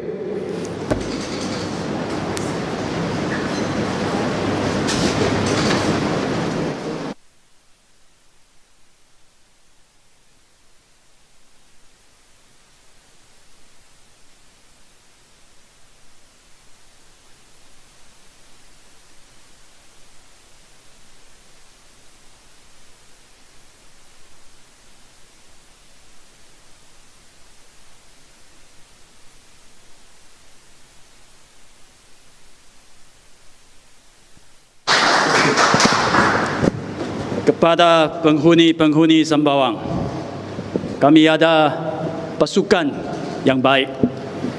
Kami berharap anda sekalian akan menyokong kami. Kami akan menjaga anda sekalian dan bandar ini. 各位亲爱的3·8万居民，我们是3·8万人民行动党的团队，是个好的团队。支持我们，我们会尽我们的所能，照顾好这边的居民，照顾好3·8万这个新加坡里特别的地方。My dear 3·8万 residents, this is the PAP team for this GRC. I think it's a good team. Various backgrounds, various expertise. Support us. Give us your strong support. Mark next to the lightning. And we will do our best. Take care of the residents here. Take care of this special place in Singapore. Thank you. சம்பவாங் குடியிருப்பாளர்களே, தயவு செய்து மக்கள் செயல் கட்சிக்கு வாக்களியுங்கள். சம்பவாங்கை நாம் சிறப்புமிக்கதாக்குவோம். நன்றி. Dear voters, let this be a fair and safe campaign. I certainly hope that there will be no negative campaigning and no attacks on each person. More important, let's focus on the challenges and the issues at hand facing Sembawang as well as Singapore. Let's have a good campaign and offer the best ideas to all our Singaporeans. And certainly we want to hope that all our residents over here do support us. We have exciting plans for you. We want to continue to make Sembawang special. 请支持我们，让我们继续照顾你们。Masa yang kami nanti-nantikan sudah sampai. Saya sangat berjumpa dengan kamu di Woodlands dan Sembawang. Thank you. We'll see you around. Thank you. Thank you.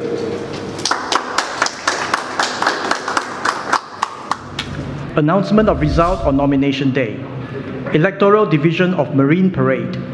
Tan Chuan Jin, Xia Kian Peng, Edwin Tong Chun Fai, Tan Si Leng, and Muhammad Fahmi Aliman of the People's Action Party, and Ron Tan Jin Yen, Yi Jian Zhong, Fadli Fauzi, Azhar Latif, and Nathaniel Koh of the Workers' Party are the groups of candidates that have been nominated for the Electoral Division of Marine Parade. Under Section 34 of the Parliamentary Elections Act, the election must be adjourned for a poll to be taken. The returning officer has directed that the poll be conducted in Singapore on the 10th of July 2020.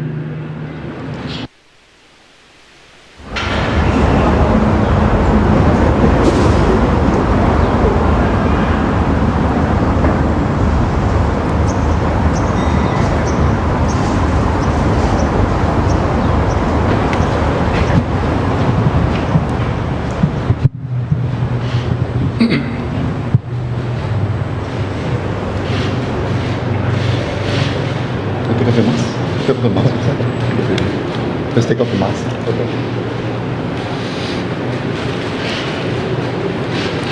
Selamat siang, salam sejahtera kepada kita semua. 各位选民，大家好. Good afternoon, ladies and gentlemen. Thank you so very much for all your years of support for all of us here in Marine Parade GRC. It's a tremendous privilege and honor to serve you, our residents.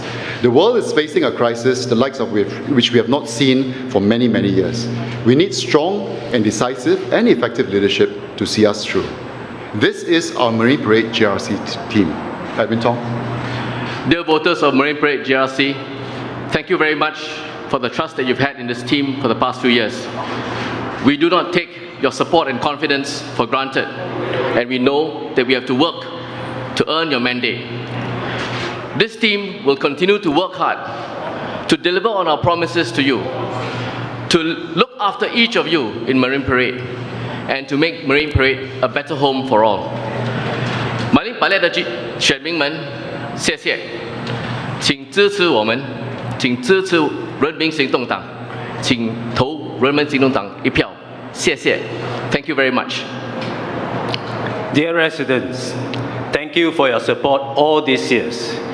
In this GE, pick a team that has a track record and can deliver.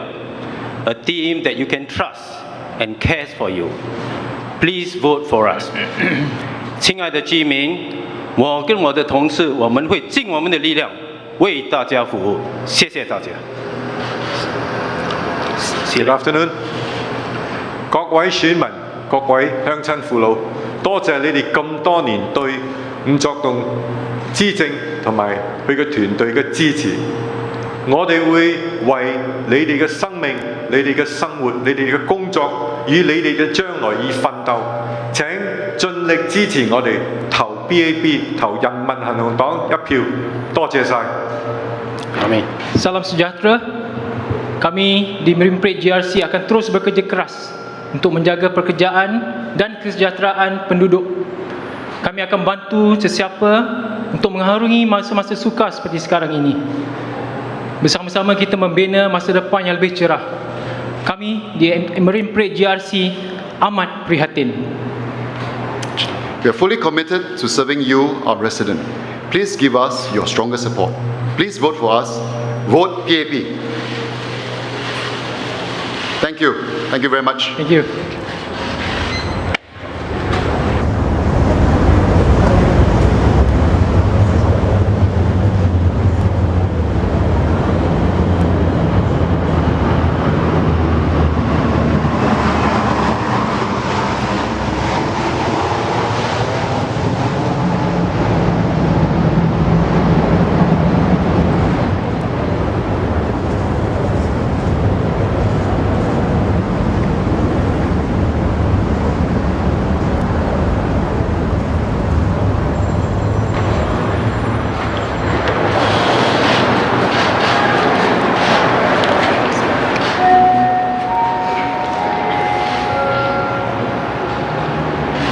每个政治人物都必须要有责任感，因为政策的改变会影响人民的生活，我们也要照顾到国家长远的未来。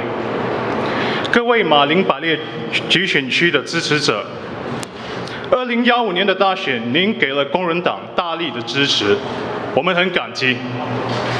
这一次的疫情之下的大选会是一场硬战。但我们不会退缩，我们会努力取得突破，夺下马林百列集选区。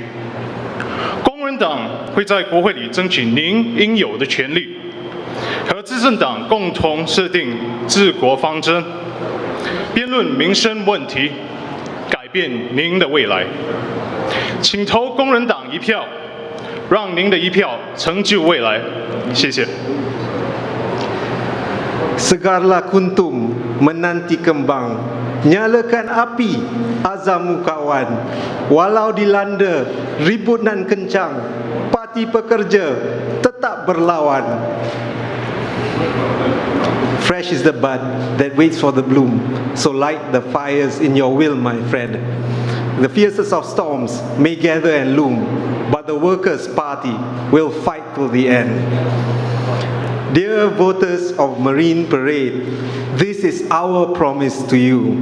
No matter the odds, no matter the cost, the Workers' Party stands ready to serve you in Parliament.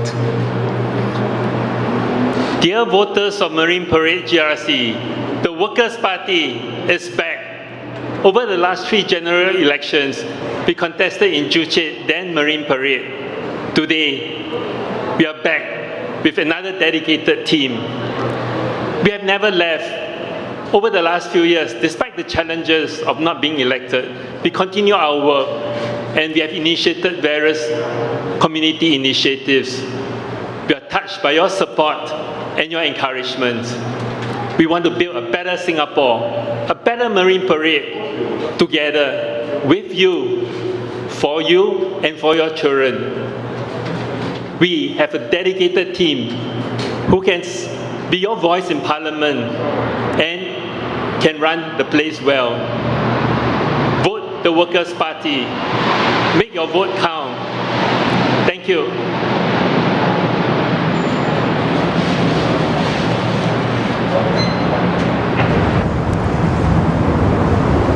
And that concludes the formal proceedings of nomination day. We've heard from many of the candidates that are putting themselves up for election. They are fighting for 93 seats across 31 electoral divisions. That breaks down to 17 GRCs and 14 SMCs. Let's quickly get back to Gillian, who's in studio with us. Gillian, those short speeches, a clear reference by many of the PAP candidates. They all put COVID-19, the crisis, front and centre, a reminder of that. On the opposition side, the speeches also tended towards this lean, this reference for greater representation of opposition parties in Parliament to push for change. So your thoughts on what voters are going to have to consider as we go into the next few days of campaigning before July 11th. Well, the 10th, you see, we look at what all the opposition parties have to offer, but actually voters only have to look at the opposition party that is contesting in their constituency. And certainly that's because there are only 2 three-cornered fights, and that's in Pioneer SMC and Pasir Ris Punggol. So I think it's not that complicated, straight fights in so many constituencies. Key thing is the PAP saying we've got the solution for a time of great change, and then the opposition saying we are the change. We are the ones to try and make sure that the government works better for you after polling day. I think that's quite important to take note of. Second is that we've actually now seen, Heng Swee Keat move to East Coast, GRC. I'd correct myself, the Workers' Party group there comprises Kenneth Foo, Nicole Seah and Terence Tan. They're all people with some electoral experience. So I would say that the pecking order for the WP camp is actually Aljunied Hougang, then East Coast, and then Marine Parade, who has only one candidate there who has electoral experience. The constituencies to watch, certainly Aljunied, because the WP group held it by a sliver, just under 1%. So I think you heard the PAP team say, please bring us home. And I think it sounds a bit quite poignant, whereas the WP team has acknowledged that it had some failings and it wants to do better. So I think that honesty will also be probably noticed by the voters there. Finally, of course, I think no surprise, in the West, we do have the PSP team. It's the A team in West Coast GRC. But of course, the surprise on the PAP side is that Desmond Lee has now shifted from Jurong GRC to West Coast. We didn't hear him just now in terms of a speech. That was a bit surprising, but you had the Minister Iswaran clearly at the helm. Finally, in Marine Parade GRC, where you've seen the big gun, Goh Chok Tong, stand down. You've seen his successor there, but you've seen Tan Chuan Jin speaking and clearly signalling that he is helming the team there in Marine Parade. Yeah, thank you so much, Gillian, for spending some time with us today. Thanks for having me. Getting us through nomination day. Always good to have you. Sure. Gillian Koh, Deputy Thank Director of Research at the Institute of Policy Studies and a keen political watcher. Well, Singapore's ruling PAP will be facing contest in all 93 seats with challenges from a record number of 10 opposition parties. There are 2 multi-cornered fights which could dilute the opposition vote against the PAP. A 3-cornered fight is in store in Pasir Ris Punggol GRC between the PAP, People's Voice and the Singapore Democratic Alliance. Senior Minister Teo Chee Hean will lead a team comprising Janil Pudacheri as well as 3 newcomers, Muhammad Shahrial, Muhammad Taha, Desmond Tan and Yeo Wan Ling.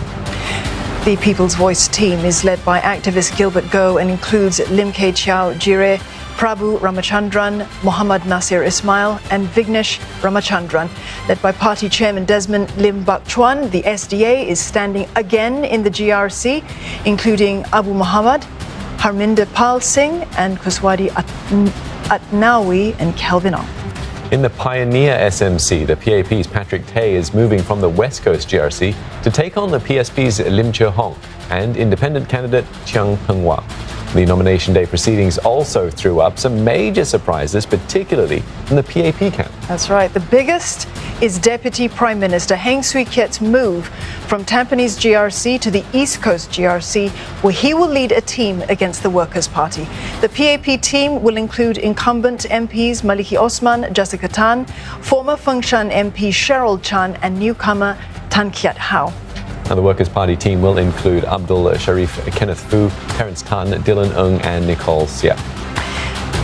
Minister for Social and Family Development Desmond Lee is also moving from the Jurong GRC to join West Coast GRC team, led by Minister for Communications and Information S. Iswaran, against the PSP team that's headed by former PAP MP Tan Cheng Bok. Elsewhere, several constituencies are set to see keen contests at this election.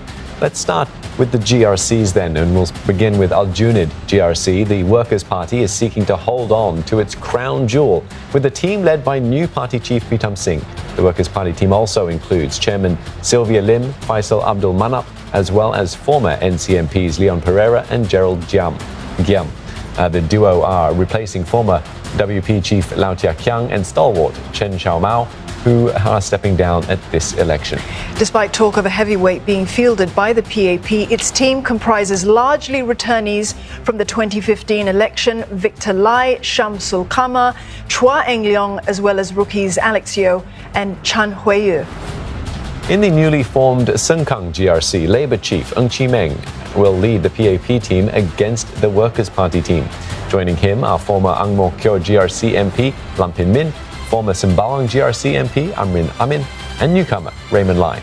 The Workers' Party team includes its 2015 Marine Parade GRC candidate He Ting-ru and 3 rookies, this time Louis Chua, James Lim and Raisa Khan.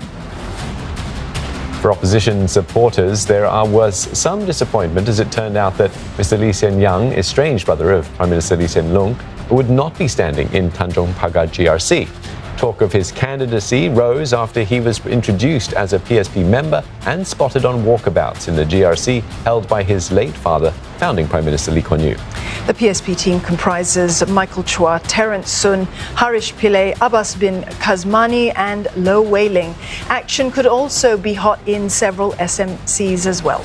In Hougang, the Workers' Party is fielding former NCMP Dennis Tan to hold on to its stronghold against another challenge from the PAP's Li Hongchuang. In 2 newly carved-out single-seat wards, the PAP is fielding female candidates to hold the fort. Now, they include Marymount, where the PAP's Gan Xiao Huang, Singapore's first female general, will make her political debut against the PSP's Ang Yong Guan.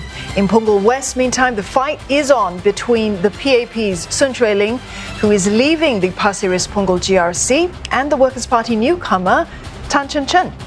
Lastly, in Bukit Panjang, SDP Chairman Paul Tambaya will take on the PAP's Liang Eng Hua, who is leaving the Holland Bukit Timah GRC to replace incumbent Teo Ho Pin. Now, you might have noticed we've showed silhouettes for some of the candidates there, and that's because we don't yet have their photos yet. But meanwhile, nominations might be over, but the campaign trail, it has just begun all the way until the 10th of July, when Singaporeans will vote on who will lead Singapore into its next chapter. Big thanks for staying with us through our special coverage of the nomination day. We leave you with a look back at the morning's action.